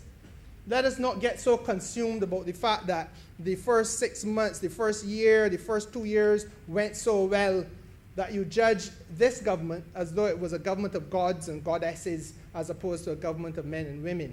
The fact of the matter is, Mr. Speaker, sir, we came in and had to source $40 million from the Caribbean Development Bank because of the fact that our runway had urgently to be addressed after it had outlived its useful life by 3 years. Again, Mr. Speaker, sir, I go back to the fact that obviously that is a priority, the ability for us to deal with logistics, cargo, et cetera, and that would be the second area of prioritized revenue generation. And then the final one is that there would be some desirables, which everybody likes to talk about because these things sound fancy. My own personal view, for example, with regard to the jet bridges, is that they are an investment that should pay for itself over time because of the fact that it makes accessibility to this island and in this island something that we can sell the island on. And I make the point again that the largest cadre of travelers around the world are those persons who are persons with disabilities. And that may not only be induced by virtue of their physical challenge, but a challenge brought on, sir, by advancing years. But these people travel, and I don't want to get into that debate on this at this point. I want to say, though, but things like jet bridges and so on are those desirables, but they're not necessarily revenue earning, and therefore they fall at the third tier of those 3 tiers of projected spend as we go forward. Now, Mr. Speaker, sir, the piece of legislation that we speak to at Clause 8A, 5A, also helps us in the area of operational continuity. Because every contract to which Gaia Inc. is a party shall from the date of transfer be construed as if the license operator had been the contracting party. So that wherever there is a contract today at which Gaia Inc. is a party, then automatically once we have identified and put in place the license operator, that license operator takes over as though he had been there from the beginning.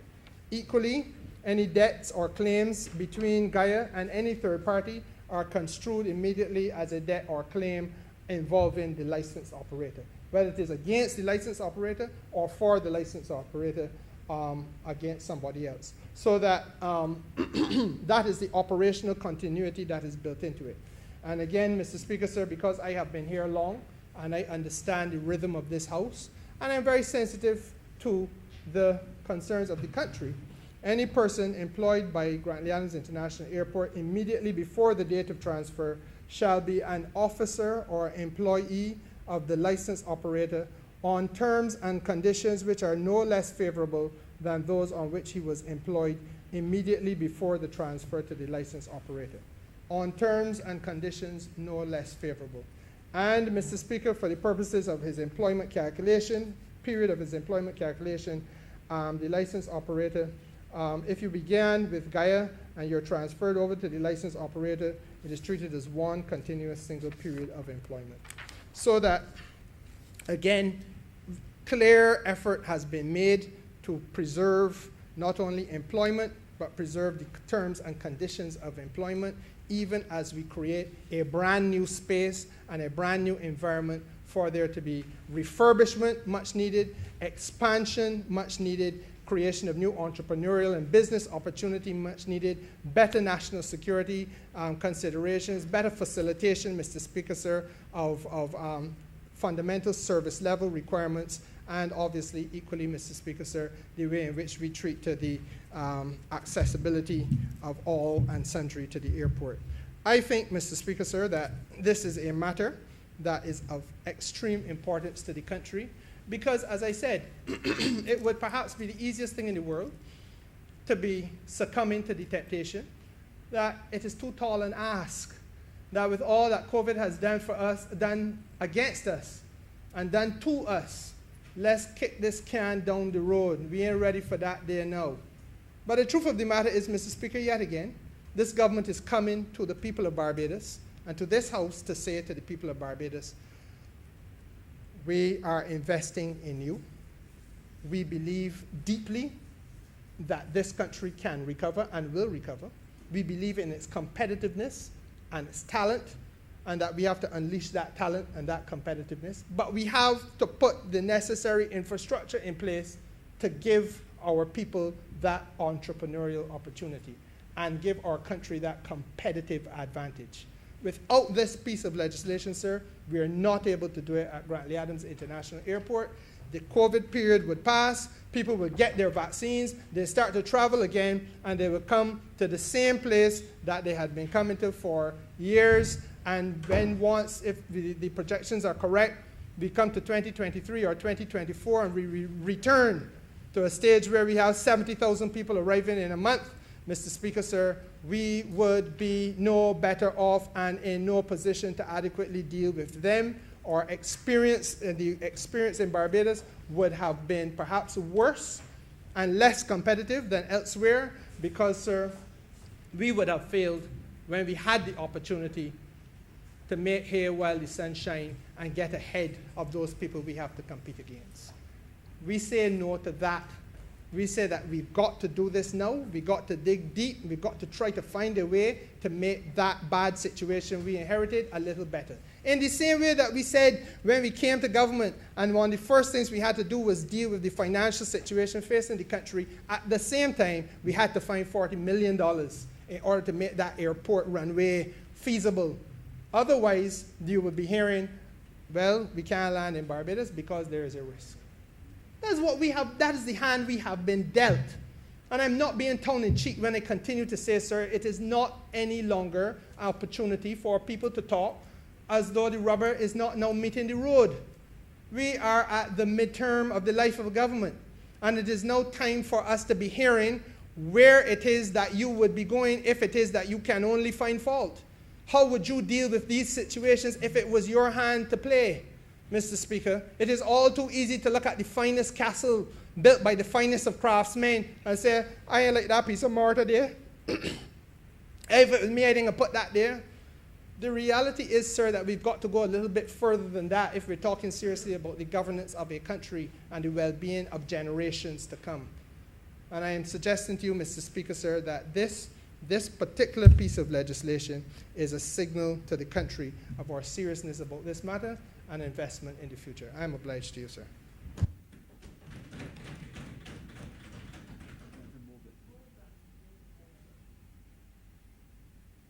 I beg to move that this bill now read a second time.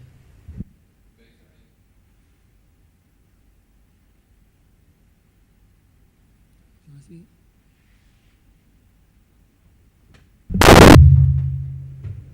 Honorable Leader of the Opposition. Thank you so very much, Mr. Speaker. I would concede from here that that was a very good speech, a very good presentation offered by the Honorable Member for St. James, the now Honorable Member for St. James Central, because he set the bill in the context of his discourse as part of a government mechanism to take Barbados out, away from and beyond the point at which we have now arrived by, according to him, circumstances contrived by his predecessor or predecessors, their predecessors, circumstances brought about by the impact, negatively so, of COVID on the Barbados economy.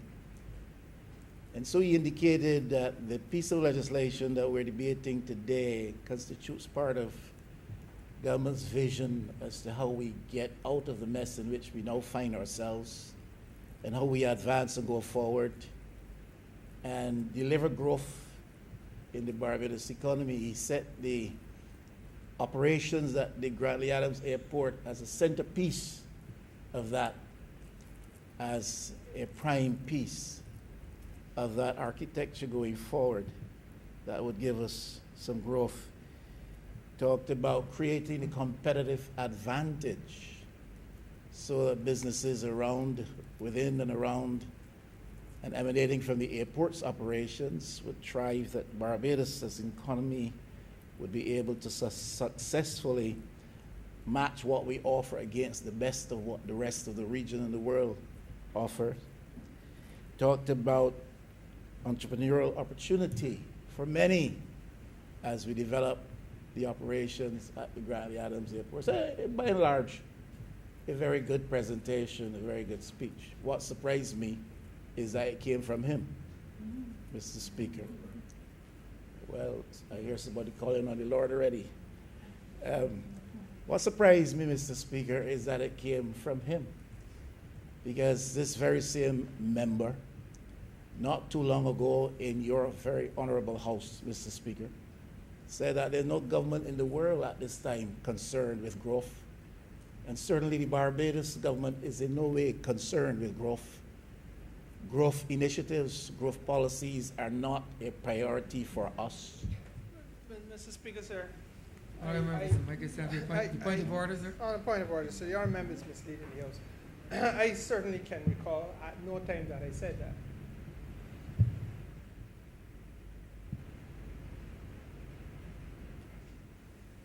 Continue, Honourable Leader Opposition. Mr. Speaker, he may not recall it, but I certainly do. It pained me. On a point of order, sir. The honourable member, Yes, he I want to did. be very clear. The honourable did. member is misleading the House. I never said that on the floor of this House. Now, let it not be a matter of recollection, because that is a matter of convenience. It wasn't said by me.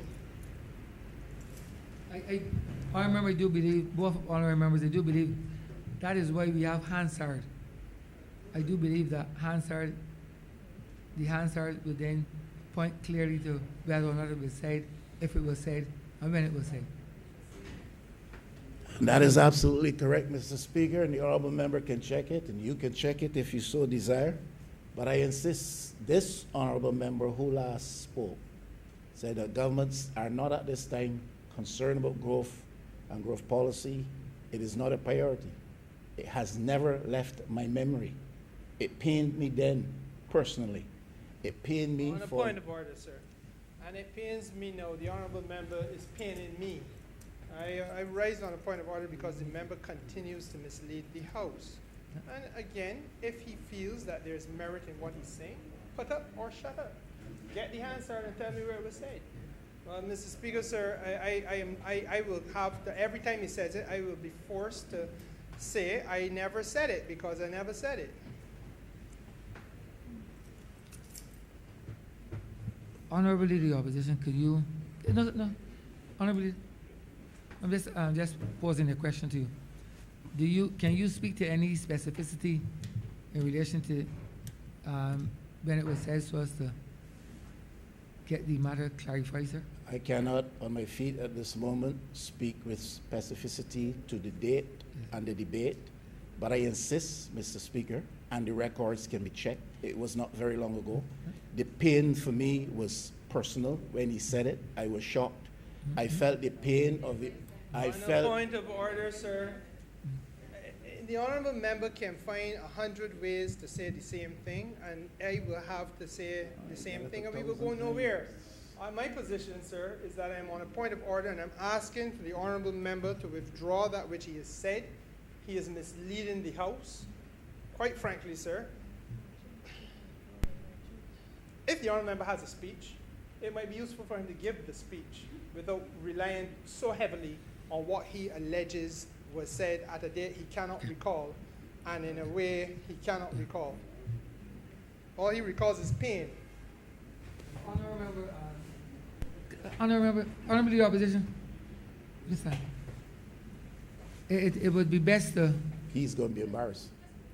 honorable the opposition, it's best to move on, because in order for there to be the point made, it would be important for this house to see when it was made, etc. So I would suggest that let us move on, sir. And I will move on with your guidance, Mr. Speaker, and the records can be checked. I was simply trying to say, I felt the pain when it was said, personally, and I felt the pain on behalf of the all member for St. Michael South Central, because she has repeatedly in this house put the case that government is strong on growth and growth policies. And I'm sure she was shocked to hear that honorable member make that statement. But I move on. Move on. At your guidance. Yes. I move on at your guidance. But Mr. Speaker, sir, I am on a point of order, because while he's moved on, he's already said for, I think, maybe the fourth time, that I have said that which I have not said. I don't mind him moving on. I'm happy to hear him move on, but I also do not want him to leave in his wake a falsehood.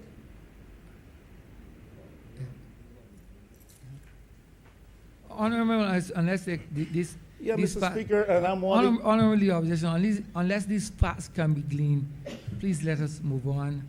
And I am Please, endeavoring let to us. move on, Mr. Speaker, as your member of St. James Because Central. because this point cannot be clarified at this point in time, simply because you cannot say with any degree of specificity when it was said, so that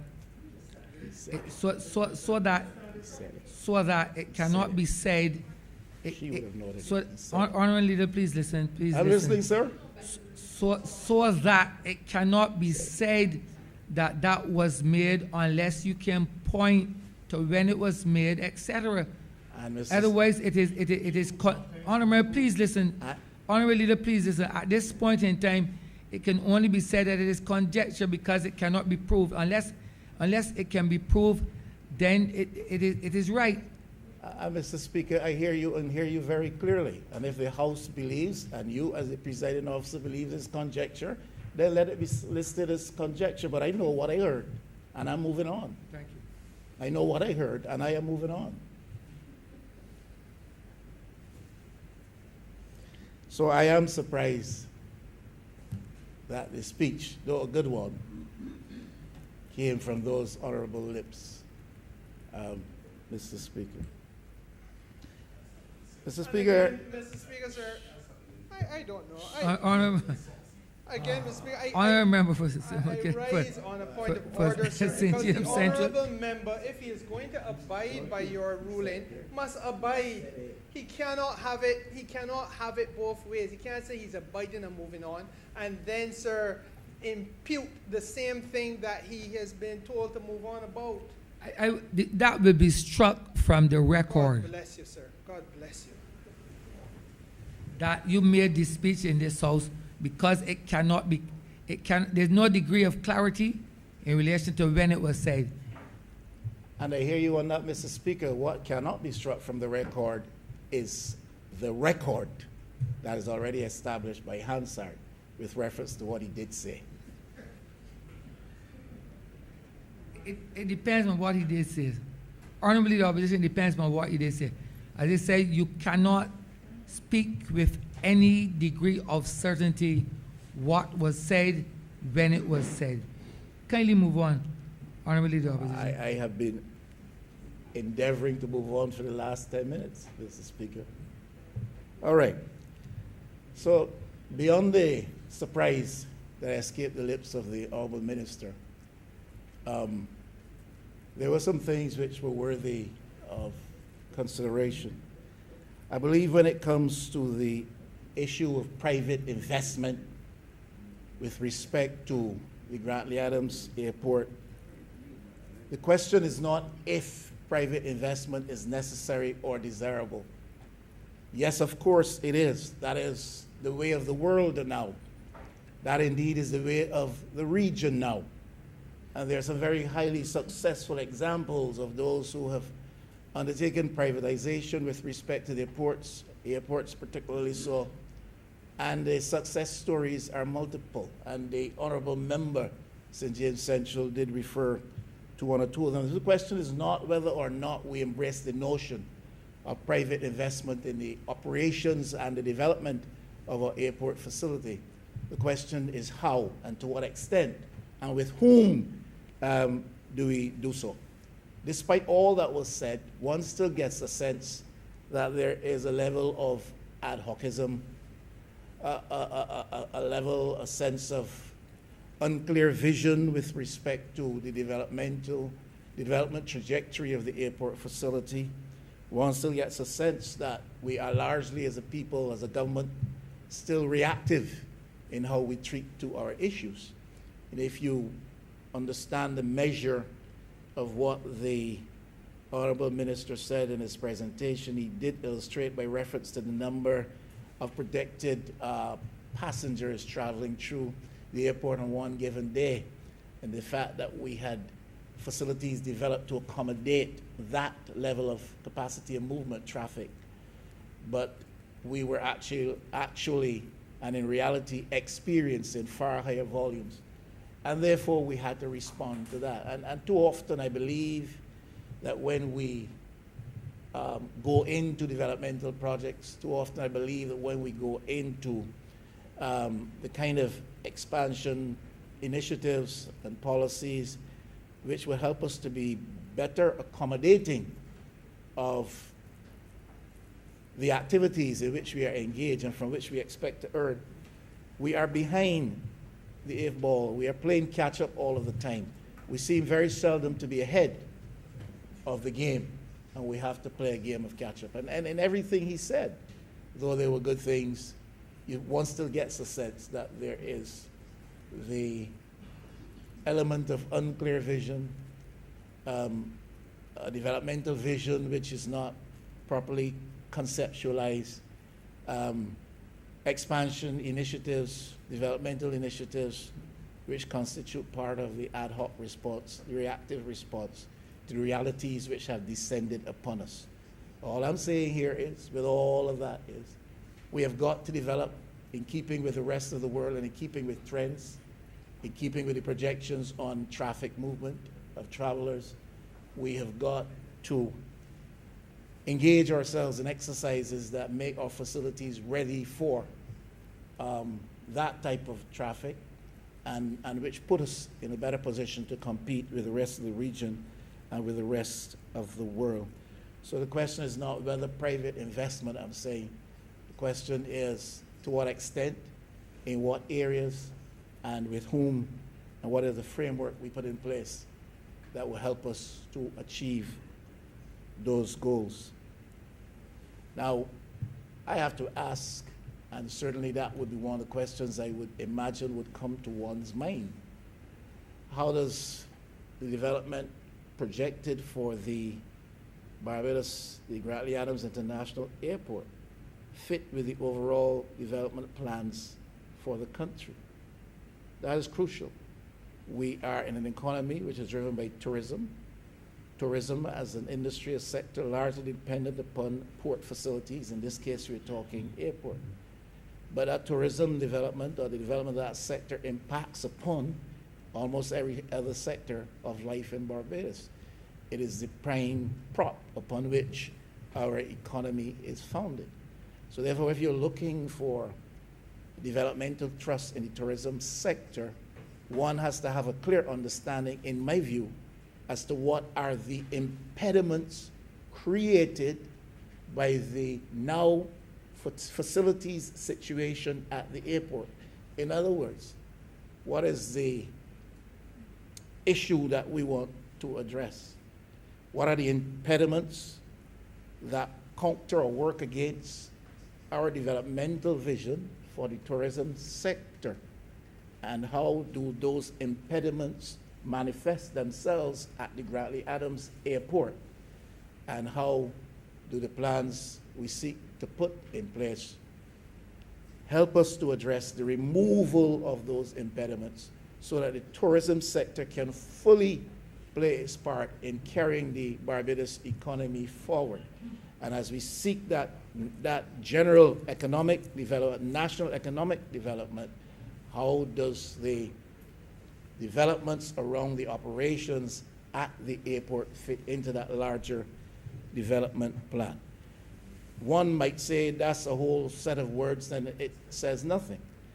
But I well recall there was a lot of talk around the development of the ABC Highway, because there was a vision reposed in the bosom of some that suggested that the Barbados economy going forward needed to have the facility of an ABC highway.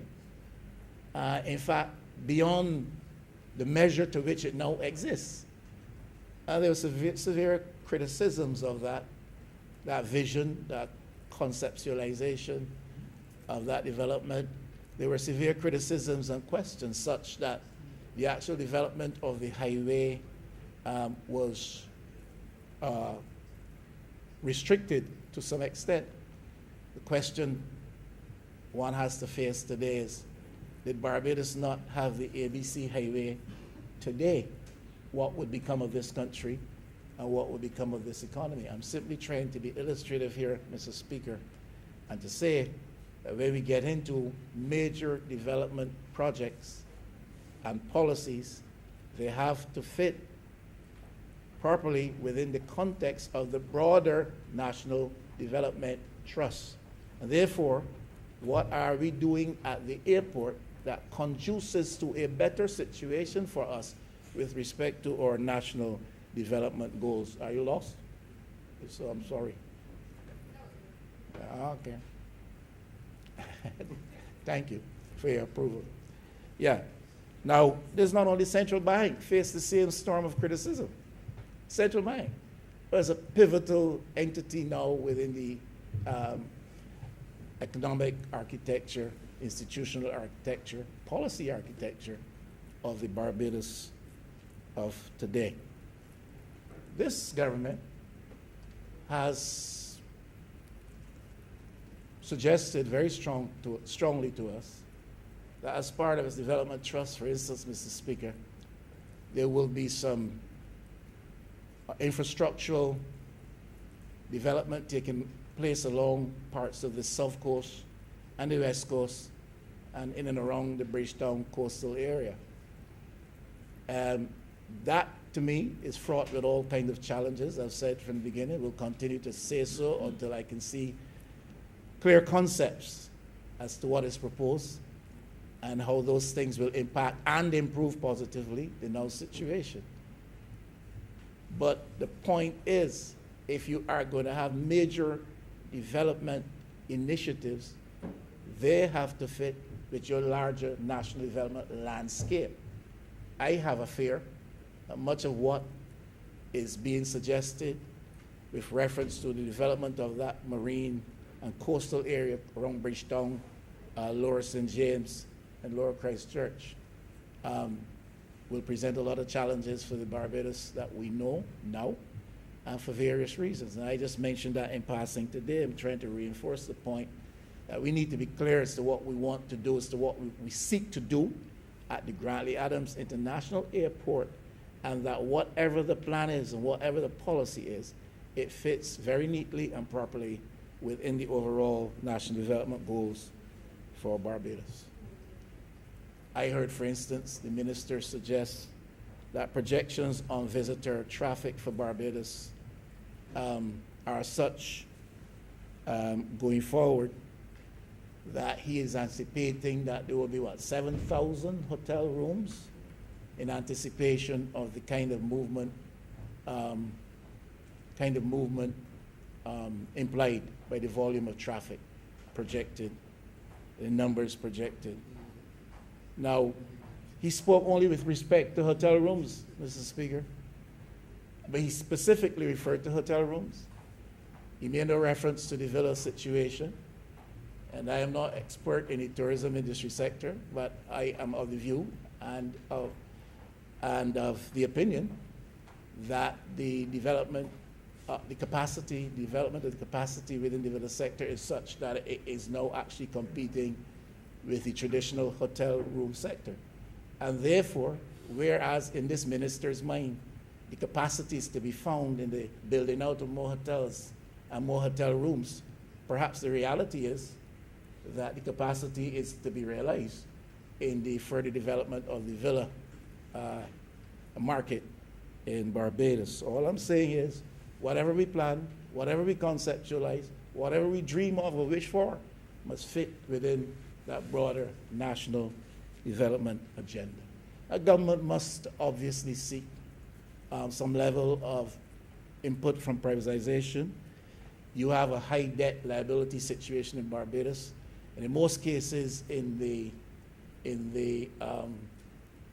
tourism sector, in the development of port facilities around the region, around the world, one of the things that drives that type of policy position is the high debt profile of the respective countries. We have a high debt and high debt liability profile.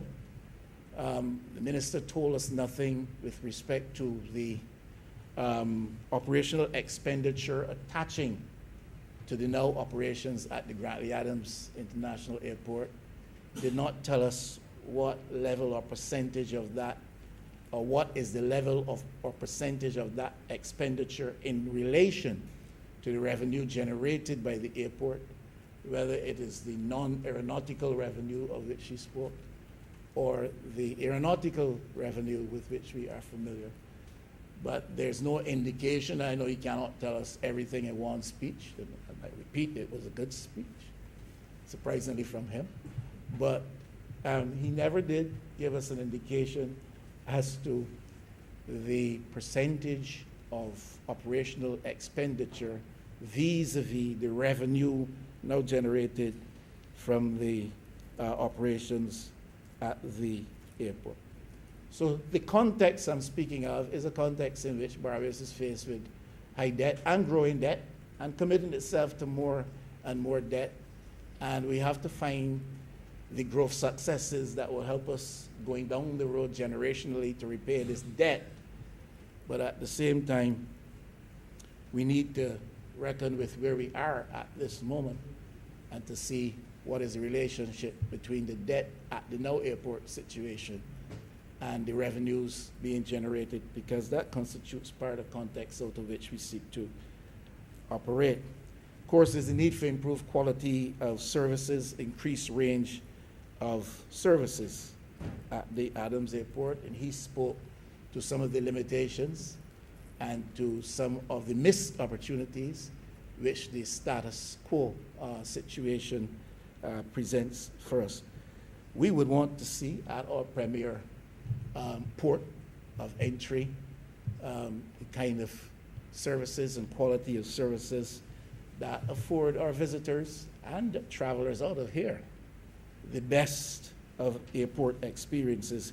We look around the Caribbean, in my view, in the bigger countries, perhaps Barbados in terms of the services, even when compared to some of the smaller economies in the Caribbean, the services offered to and available, offered from or offered in and available at our airport facilities are inferior, and that is a fact. And the now situation does not offer the best possible experience to visitors and travelers. And if privatization can help us to better address that in a situation where the state is constrained fiscally, then one understands the move to privatization. Of course, there's a need for more effective marketing and branding. And we have seen instances in dealing with private entities where that objective has been better achieved than through the normal, perhaps state-operated, state-related, or publicly funded avenues. So branding is important, market is important. There's nothing about that for me that is incidental or accidental. Can't rest on your laurels, to use the phrase that the minister used, but we have to be proactive, and privatization helps us with that too. We are not far removed from the fiasco of the slogan, what is it, brother? The recent slogan, whatever it was, the fiasco, we're not far removed from that. And that whole controversy, that whole fiasco, that effort in bungling by that entity only goes to show there's so great an importance attaching to advertising properly, marketing properly, and branding yourself, your jurisdiction properly. You've got to get it right. And a government must look for the expertise that can get us there, not pay $500,000 or $750,000 for people to give us repeat, overused slogans that get us nowhere, that we have to shelf before we can put them out there. And this is important. We deal with private elements in this. Private elements get it wrong too. And there was some involvement of private elements in that whole fiasco. But we would want to get that and know that we have a facility that can be properly branded and marketed and shown to the world, that puts us successfully in competition with regional neighbors, with other regional port facilities, and with international facilities and jurisdictions as well. There's tremendous growth in air traffic, and the Honorable Minister made some reference to that. From my own research, I learned some of that. Globally, 4.5% increase annually in tourism traffic and visitor movement over the next decade. And I don't know that in Barbados we have arrived at a projection as to what is likely to be the case over the next 10 years. And I would not want to think that we are engaging in the type of policy decisioning that is nearsighted, is that the right term? And that does not take us beyond the next couple of years. Now, I know that we're talking about contracts for operations in the management of an airport facility that would take us 30 years. And that is a number which I hope is a studied point of reference and not just a number drawn from the experience of somebody else somewhere, whether it's Jamaica or elsewhere. And then we go for 30-year periods of contracts. We know what we're doing, and that is a particular dynamic or specific which is relevant to Barbados. Now, we can pull things out of the air, or we can take the studied approach. And obviously, movement in visitor traffic over the next 10, 15, 20 years is projected to be significant. And I don't know that we want to 5 years from now come back to the House and say to the House, what we have done only accommodates X amount, and we did not anticipate Y amount of persons coming. And therefore, careful study must be put into these things. I heard no reference to any such projections for Barbados, just a reference to what is happening globally, which is fine. But we need to know where we, as a people, are going. The management contracts go for 9 years. I think I read that the average of a management contract is 9 or 10 years, but I suppose that depends upon what is the actual specificity attaching to the management contract. Here we're talking of longer terms, and therefore I presume we're going beyond simply management of internal airport operations, and we're actually going into the management of infrastructural and developmental operations around the Grantley Adams Airport to make it a better facility. Now, the question that arose in my mind was, what is the level of government investment which might be occasioned even when we move to adopt the privatization approach of some elements of the operation? Is there any element of complementary investment that the state will have to find and input to get us where we want to be. Those questions are relevant when Barbados struggles to find the pockets and the capacity in its pockets to do what needs to be done. Therefore, I raise that not simply because I want to use words. If we are going to privatize operations in any of our port facilities and award contracts to companies, what level of complementary investment input is expected of government, and can we afford that? Now, the Honorable Minister was very clear to state there's no intention to privatize the airport. He repeated it, and he repeated it, and repeated it. And I acknowledge that he repeated it because it is one of the questions that I had. And I would not be the type of person to stand here to suggest that there's any intention on the part of government to privatize the airport. But I would have raised the question as to whether or not there's any such intention. But he has made it clear that that is not the intention of this government, and I accept that. But I know that the exigencies of time and the circumstances in which small developing economies now find themselves can bring complete about turns in policy. But we take him at his word that there's no attempt to privatize fully the airport.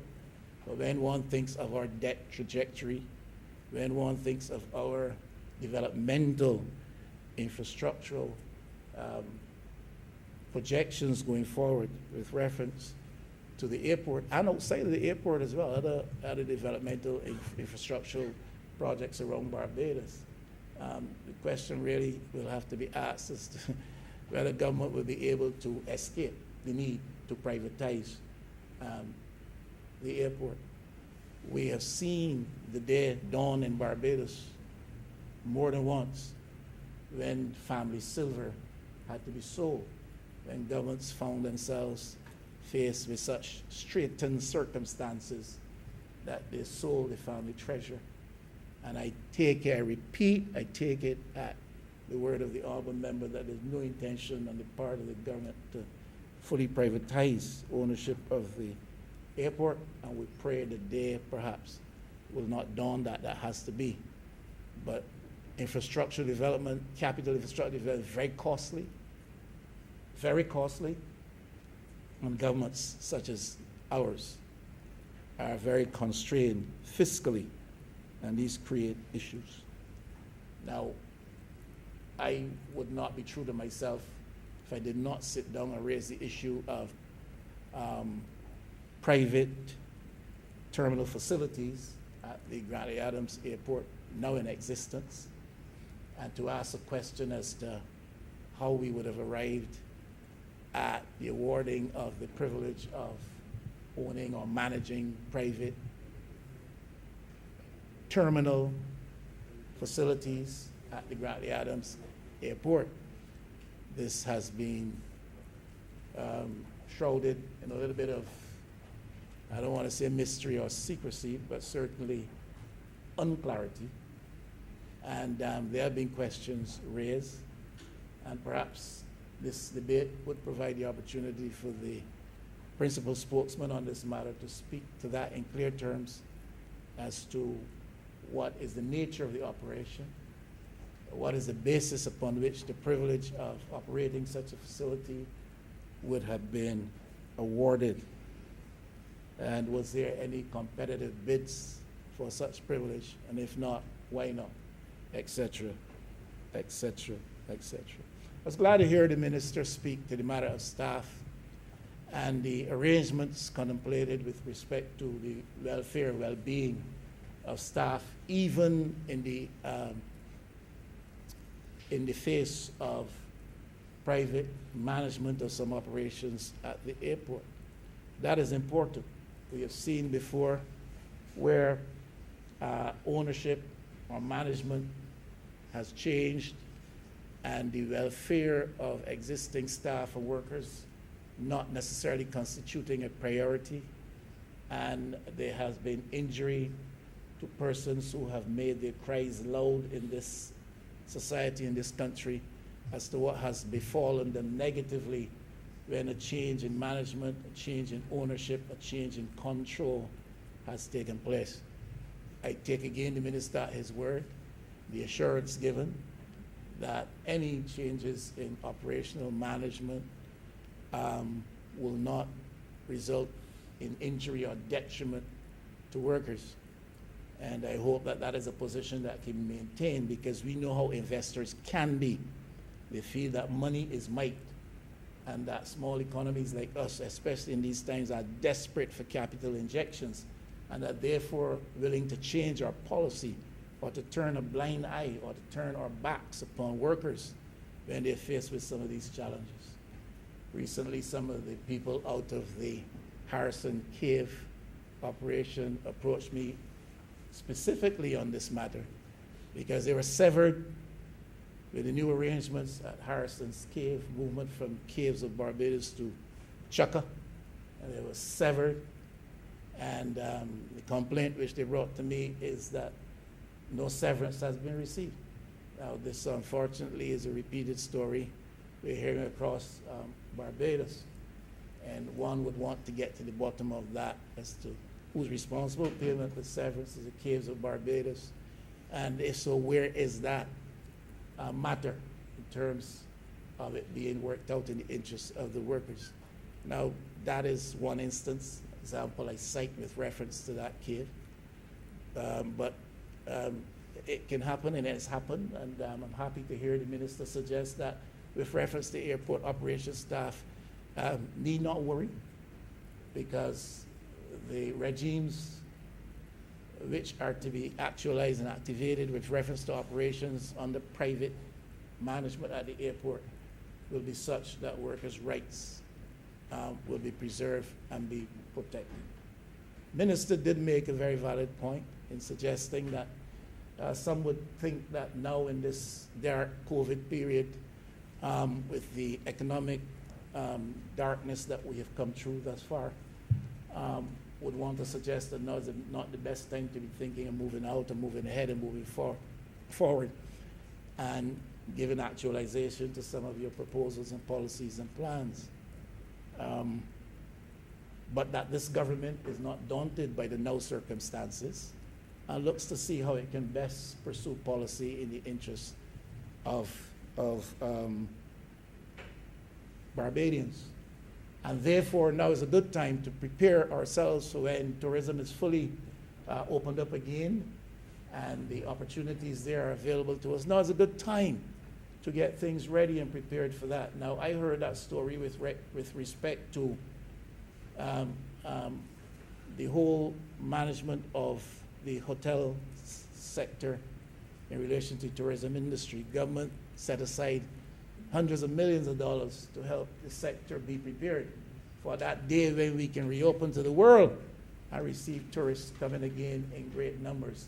Now is the time to make sure that plant is re-energized and that plant is improved and that infrastructural development can take place. And government was willing to assist with that effort. It's fine.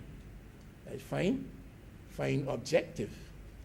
Now, you know, this operation of the cave up at Harrison, that was awarded to Chukka out of Jamaica. It's been quite some time now, and I know people offer the view that tourists haven't been coming, so the cave has been closed. Well, that's understandable. The cave is closed, tourists haven't been coming. But I do not know that any one single thing has been done to improve the plant and the facility during this downtime. I don't know a single thing has been done to improve the plant and facility during this downtime. And as far as I'm aware, that cave is soon to reopen, offering the same old, stale, tired product that it offered when it closed. And all I'm saying is, when private operators come in, they say all kinds of things, but they find the smallest, the slightest of reasons to renege from their arrangements, their agreements, and to do what works for them best. Now, I would hope that we would carefully study and address the issue of particular risks associated with privatization at a facility like an airport. The regulatory risks, There are security risks, as the minister said. We would expect the private interests, the private entity to undertake the commercial risk, but there are other risks to which country is exposed when you're dealing with a facility such as an airport. And I would want to know that there's a strong risk management framework in place to address these issues.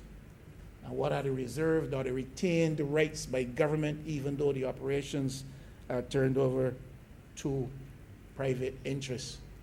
And what is the potential loss vis-a-vis public control of the facility? In treating to airlines, we have had the experience and know the reality.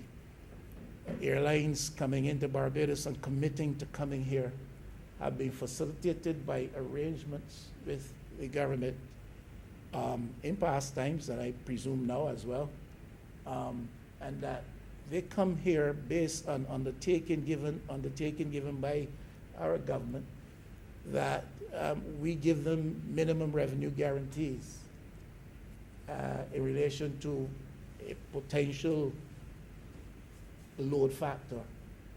And always these types of arrangements are attached to agreements when you get involved with private sector partnerships as a public or state entity.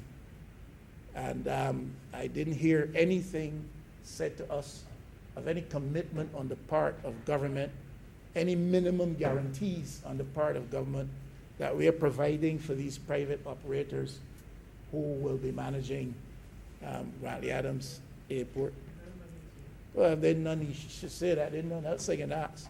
And people, if there's none, I'm glad to hear there's none, but you should say so, because people will raise those questions. And I have to raise them in order to be told by the Prime Minister that they're not so. So I'm glad to hear that there is nothing so. So we got to be careful that we are not taken advantage of by private people seeking only capital gains. What are the metrics to be used with respect to the improvements in facilities and efficiency and quality of service? What are the metrics to be employed by the government? A private entity may have its own goals. A private entity may have its own aspirations, may have its own plans and projections. But this government must ensure that there are some metrics available to it to monitor and measure efficiency gains and quality of service under new operational management at the airport. Does the Barbados Airport now have a current service rating?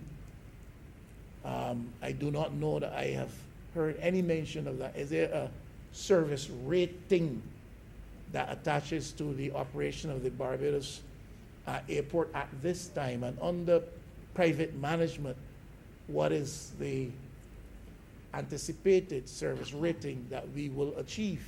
Right. On the point of elucidation, Mr. Speaker, sir. I remember St. James Central. Yes, I only raise on a point of elucidation, Mr. Speaker, sir, to perhaps make clear that which I thought I had already said. We do not have those ratings at the airport, have never had them, but the time has come for them to be in place, and the intention is to deal with those matters by way of the service level contracts, which was specifically then align services to the international best practices. So whatever the studied international best practices are, wherever they are to be found, whether it be customs performance, immigration, port health, plant, and I can't remember what the other department is called. What we would be doing is to align that level of service with what the best practices are internationally. Continue. Thank you, Mr. Speaker. Thank the Honourable Minister and Member for that, and I apologize if I hadn't heard the mention of it earlier, but I certainly is an important thing, and I hope that as we go forward it will be pursued and become a reality. And then what are the likely implications for user fees and user charges at the airport when we privatize aspects of its management? We have seen, again, when private hands, the private hands of capital are brought to bear on situations. Services may improve, yeah, but user fees, user charges also improve. And what are the implications there for Barbadians, especially using the airport facility? Last thing, and perhaps that on which I will close, and I join with the minister in this because I had it noted here as well. And the efficiency, what I call efficiency complementarities around the management of the airport operation. By that I mean, you can have a private entity managing your airport, but there are also state-related entities operating in that environment. He mentioned, rightly so, customs, immigration, port health, and even those who are engaged in baggage handling. You have to have a certain level of complementarity of these services to match any achieved greater excellence in service provided by management on the private operation, private interest. And you cannot have immigration that is too slow, on demand. You can't have customs that is too slow, on demand, irregular in attendance, that type of thing. So that's extremely important. And therefore, there perhaps will be a cost to the state to match the kind of service efficiency gains that private interest management might bring. And at the end of the day, Mr. Speaker, all I'm saying is it's not a question of whether or not we privatize certain elements of the operations at the airport. That's the world in which we live, the constraint context that we suffer under. It's a question of what type of arrangements do we make and with whom, and how do we manage and monitor those as a state responsible to the people of Barbados for the assets of Barbados. So thank you. Oh man, my back. Essential. I remember Christchurch, Essential. Thank you very much, Mr. Speaker.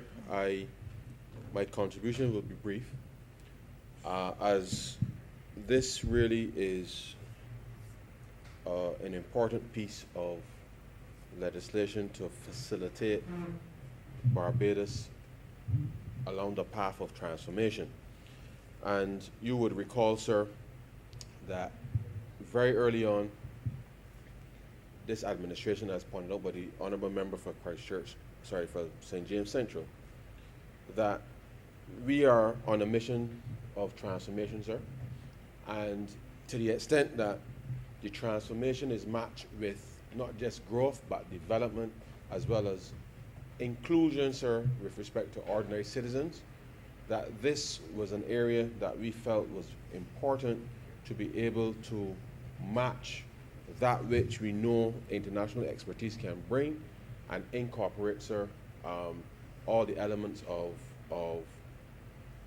Barbadian expertise as well as enterprise to be able to ensure that the growth that we had anticipated, sir, coming out of 10 years of little or no attention being paid strategically to these areas, that we could foster a new dawn for Barbadians.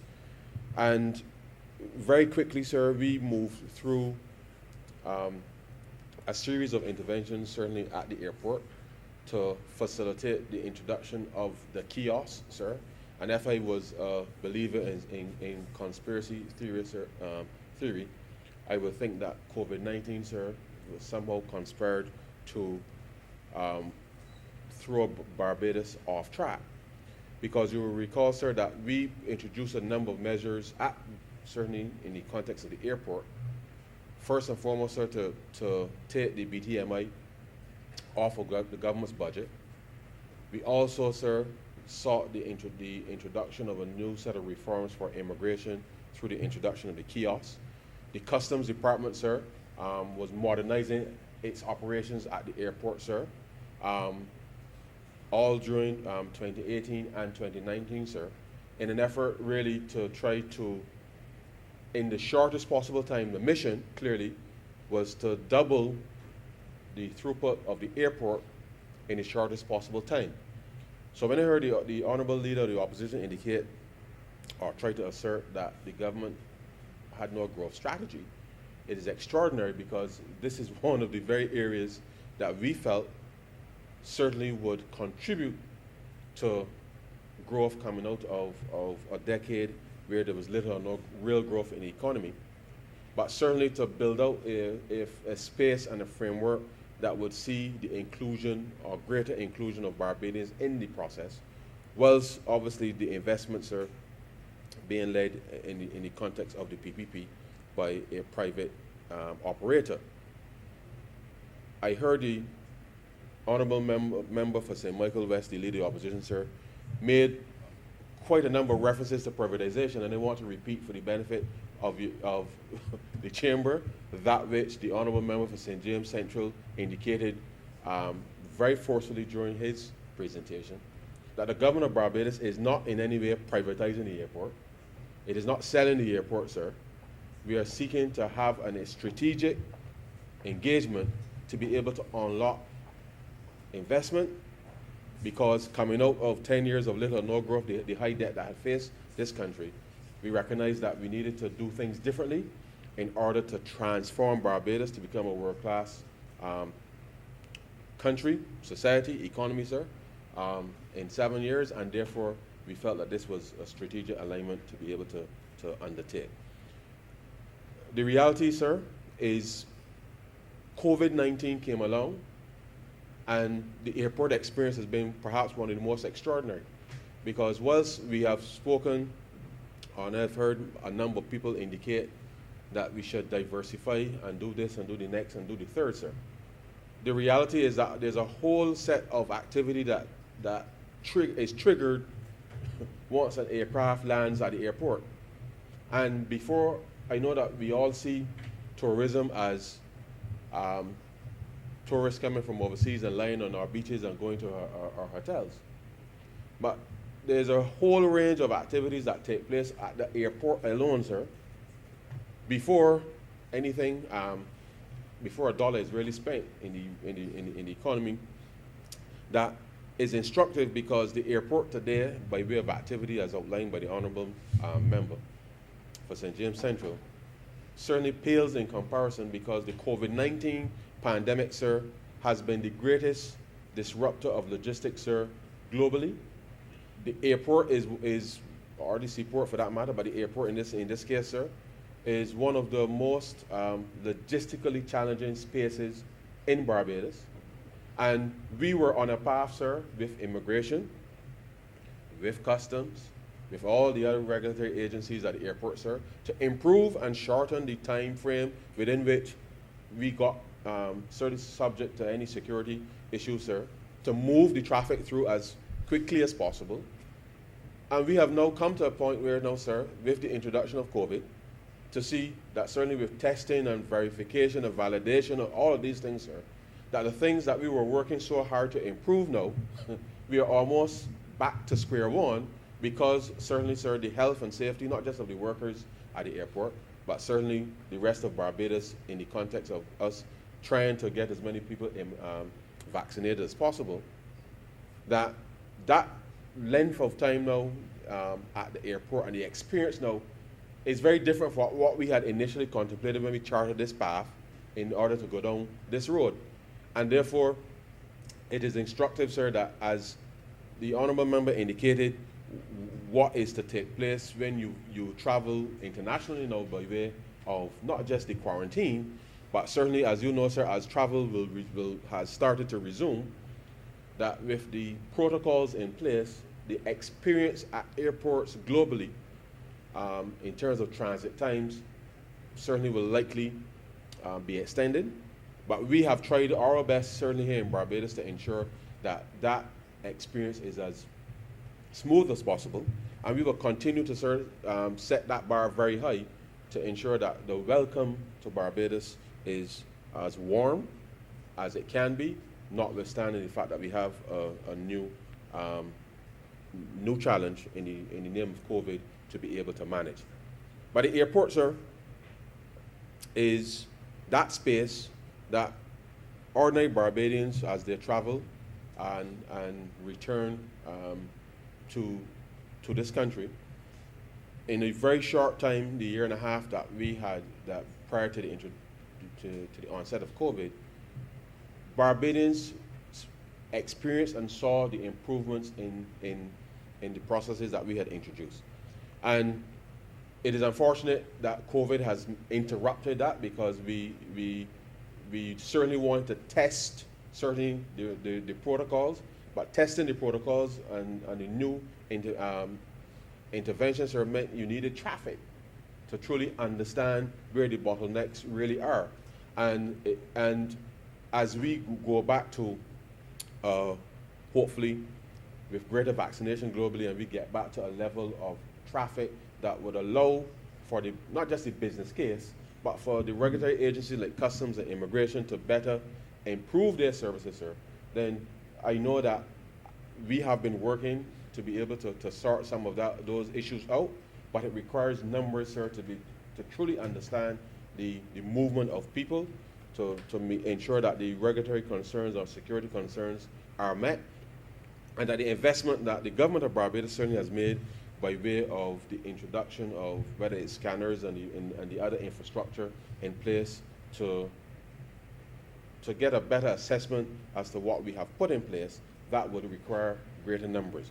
And I hope, sir, that we can have the resumption of travel to the levels that predate certainly 2019 as quickly as possible, because I can tell you, sir, that it has been no extraordinary feat to try to respond to the fact that having put a number of early reforms in place to raise money, sir, to be able to help finance BTMI and the other operations of the country, that the reality is that the airport, certainly as all airports globally have had to experience, is that with the literal stoppage of international travel has meant that all of these institutions have had a very difficult time, simply because an airport opens specifically to move people.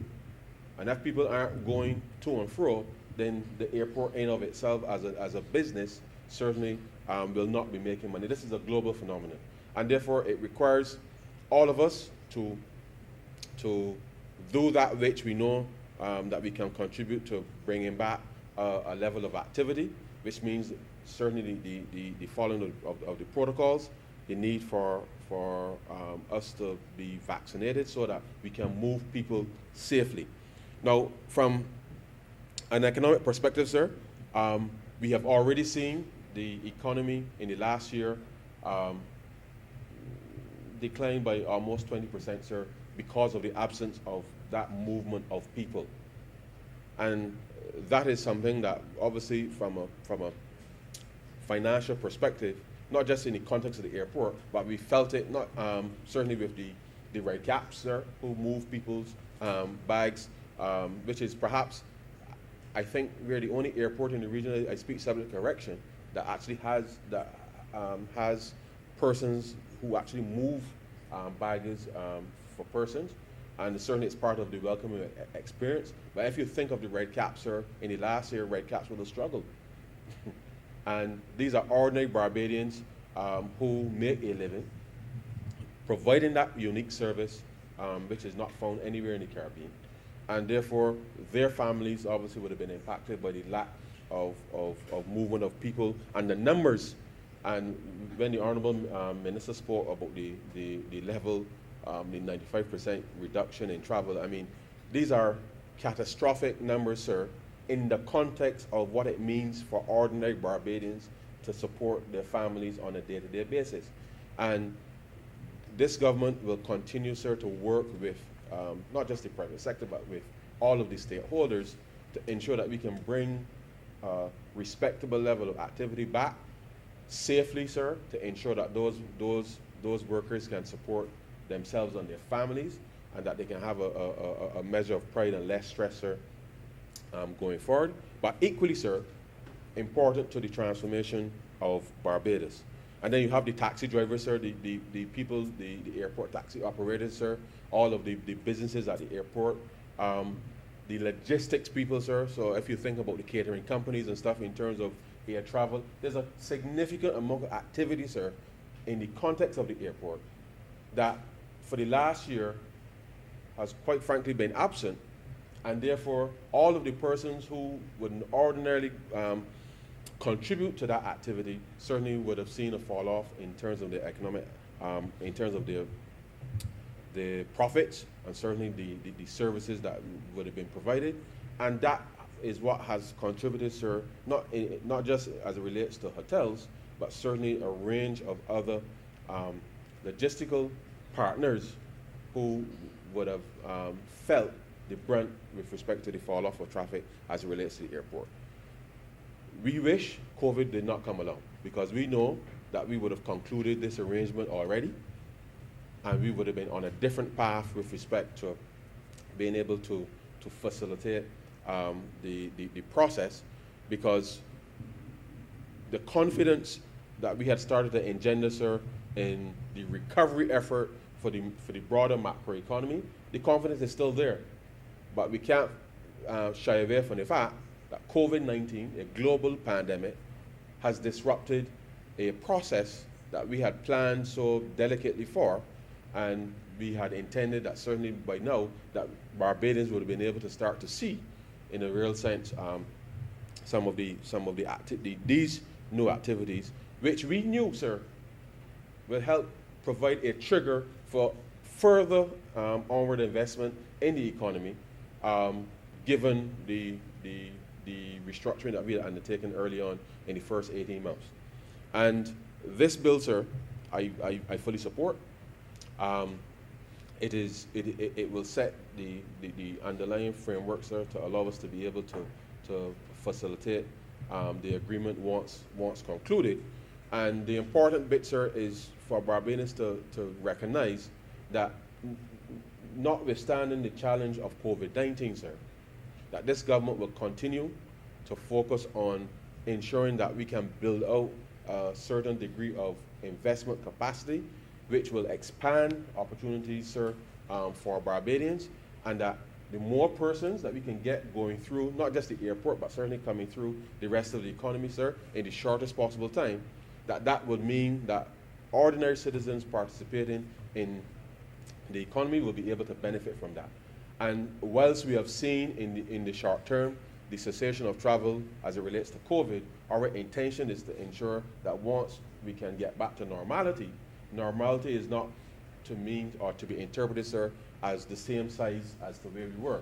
The intention has always been, sir, to expand such that we get more participation so that the growth is as inclusive as possible, to allow Barbadians really to benefit from that which any private investor from any part of the world will come and enjoy, and that we bring as many Barbadians along as possible. So I truly support this bill, sir, and I urge Barbadians to, at the appropriate time, to certainly engage in whatever consultations will be forthcoming, to get a better understand what opportunities will exist for you and to participate in, and certainly don't allow anybody to dissuade you from not participating at the detriment of yourselves and certainly any business opportunity that you will see coming on stream.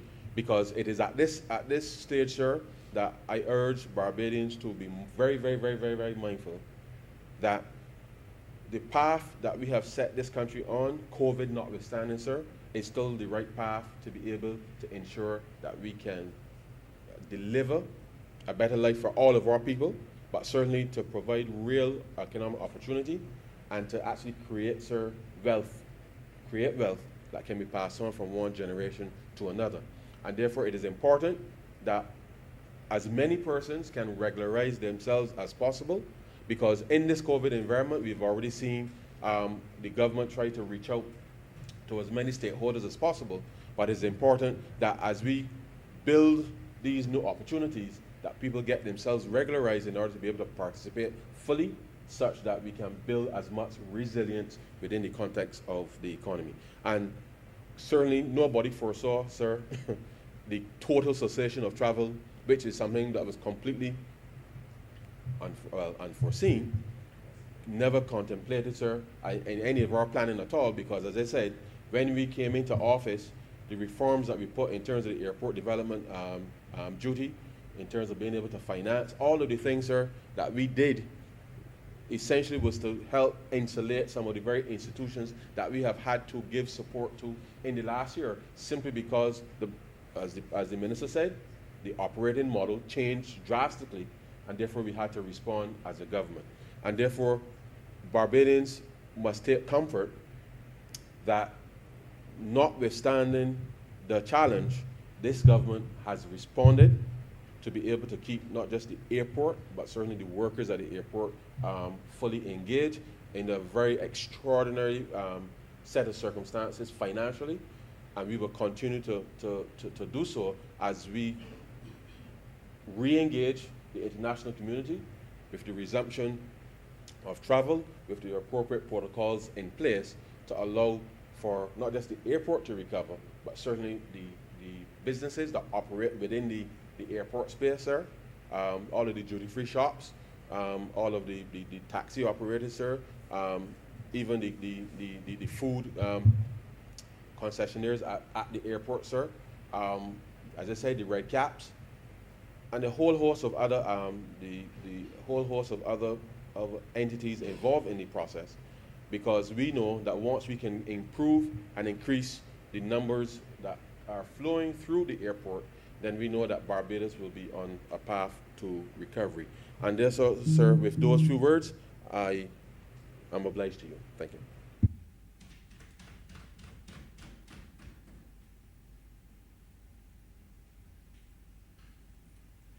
Honorable Member from James Central.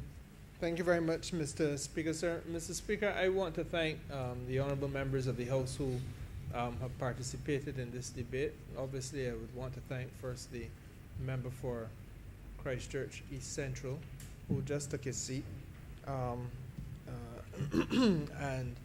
thank him for directing the attention of the Chamber to some of the key developments undertaken independently of the government very early in the life of our administration, and key developments undertaken independently of the need for us to go into this public-private partnership agreement undertaken very early in the life of this administration, but with a view to advancing the well-being of all those persons who had to do business at the airport, and equally those persons who were passengers at the airport. The example that he points to is a very important one, the introduction of the so-called e-gates, or the kiosks, which allowed for us for the first time in history to make the immigration process a lot more seamless. And I well recall long hours that he and I, and at that time the Minister of Immigration, your member for St. James North, would have spent at the airport, as the Prime Minister would say, with our sleeves rolled up, making sure that the processes were properly implemented. Equally, Mr. Speaker, sir, taking the Barbados Tourism Marketing Incorporated off the statute books. And again, you know, we forget very quickly, there was a period of time, maybe 2 or 3 years prior to the life of this administration, that it was a common thing for there to be a requirement or a call on the public purse for the marketing of Barbados of $100 million. In the month of March, when I last would have presented estimates to this House for the Ministry of International Transport and Tourism, Mr. Speaker, sir, we did so at a sum of money that was less than $9 million. Effectively taking $91 or so million off of the backs of the people of Barbados in order to make sure that the country was able to market itself, but without having to have that ongoing burden being taken, being experienced. And equally, Mr. Speaker, sir, the impact on the average person who either works at the airport or has to do business there. I thank the honourable member for elaborating on that matter. The only other honourable member who spoke in this debate, sir, is the Leader of the Opposition, and I already have thanked him for his input. I strained, Mr. Speaker, sir, to be able to clearly assist the House in my own understanding of that which the honourable member did say. As he spoke, the old Nat King Cole song came to mind, Rambling Rose, why you ramble no one knows. But the honourable member took us on a tour, sir, even though we were speaking about the airport specifically, along the ABC highway, visiting the central bank, and made one or two other stops by way of capital projects, so-called. I don't want to say, Mr. Speaker, sir, that I thought that he went outside the bounds of relevance, because that would be to reflect on your management of the process, sir, and I would not do that. But he did, sir, spend some time on one issue which I think does warrant. I remember it would be wise of you not to. No, I wouldn't do that, sir. I wouldn't do that. And he did, sir, spend some time on one issue which does actually warrant a measure of reflection. And that is when he addressed the matters at Harrison's Cave. Now, obviously not directly arising out of this particular bill before the House, they do speak to the broader issue of tourism in Barbados. And I want to assure both the Honourable Leader of the Opposition and the persons who are within earshot of my voice in Cathedra and ex-Cathedra, the House, that there is a set of circumstances raised by the Honourable Member that we are conscious of and that we feel there needs to be clarity on. The staff at Caves of Barbados, sir, were officially severed on the 31st of October 2020. They were officially severed on the 31st of October 2020. All members of staff have been paid their severance. There's one set of circumstances where there's a person who was certified to be medically unfit. I believe the date of that certification was the 30th of October in the year 2020. That person was retired under special conditions given their circumstances. There are 3 members of staff who did not qualify for severance due to the length of their service. And therefore, obviously, if you fall outside of the specific time of service required and set down by the laws of Barbados, and you do not you do not meet that length of service threshold, then you can't be severed via that process. Mr. Speaker, sir, the severance payments bill for the Caves of Barbados is $2,411,409. $2,411,409. And as I said, all those who qualify for severance have been paid.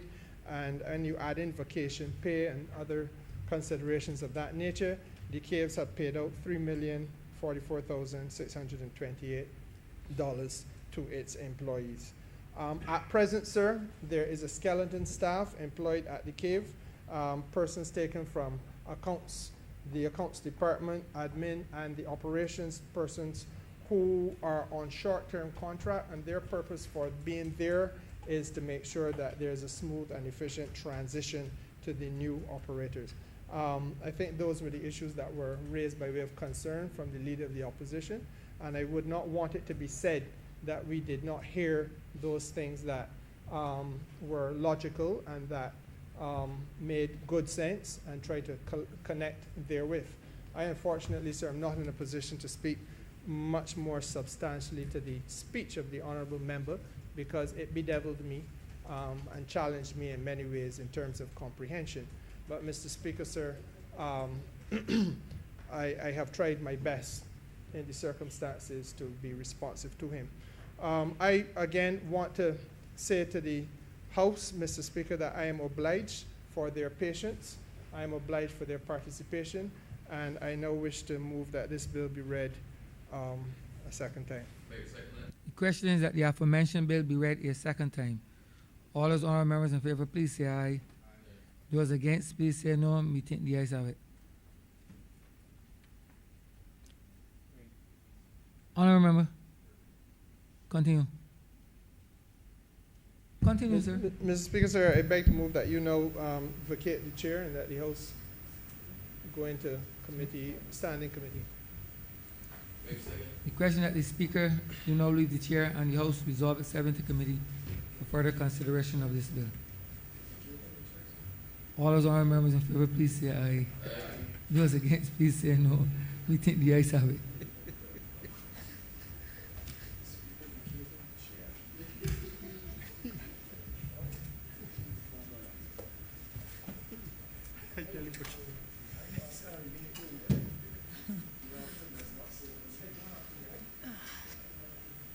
This house is now in committee. Clause 1. Madam Chair, I wish to move that, I beg to move that clause 1 stand part. Question is that clause 1 stand part. All honourable members in favour, please say aye. All those against, please say nay. Methinks the ayes have it. Clause 2. Madam Chair, I beg to move that clause 2 stand part. Question is that clause 2 stand part. All honourable members in favour, please say aye. All those against, please say nay.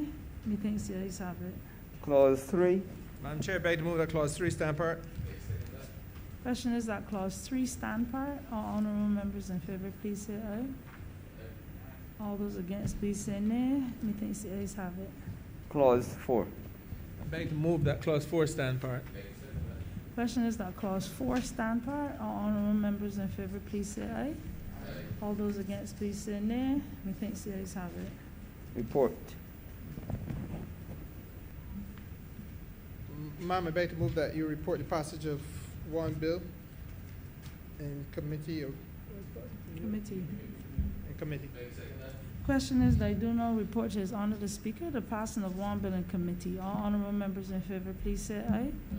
All those against, please say nay. Methinks the ayes have it.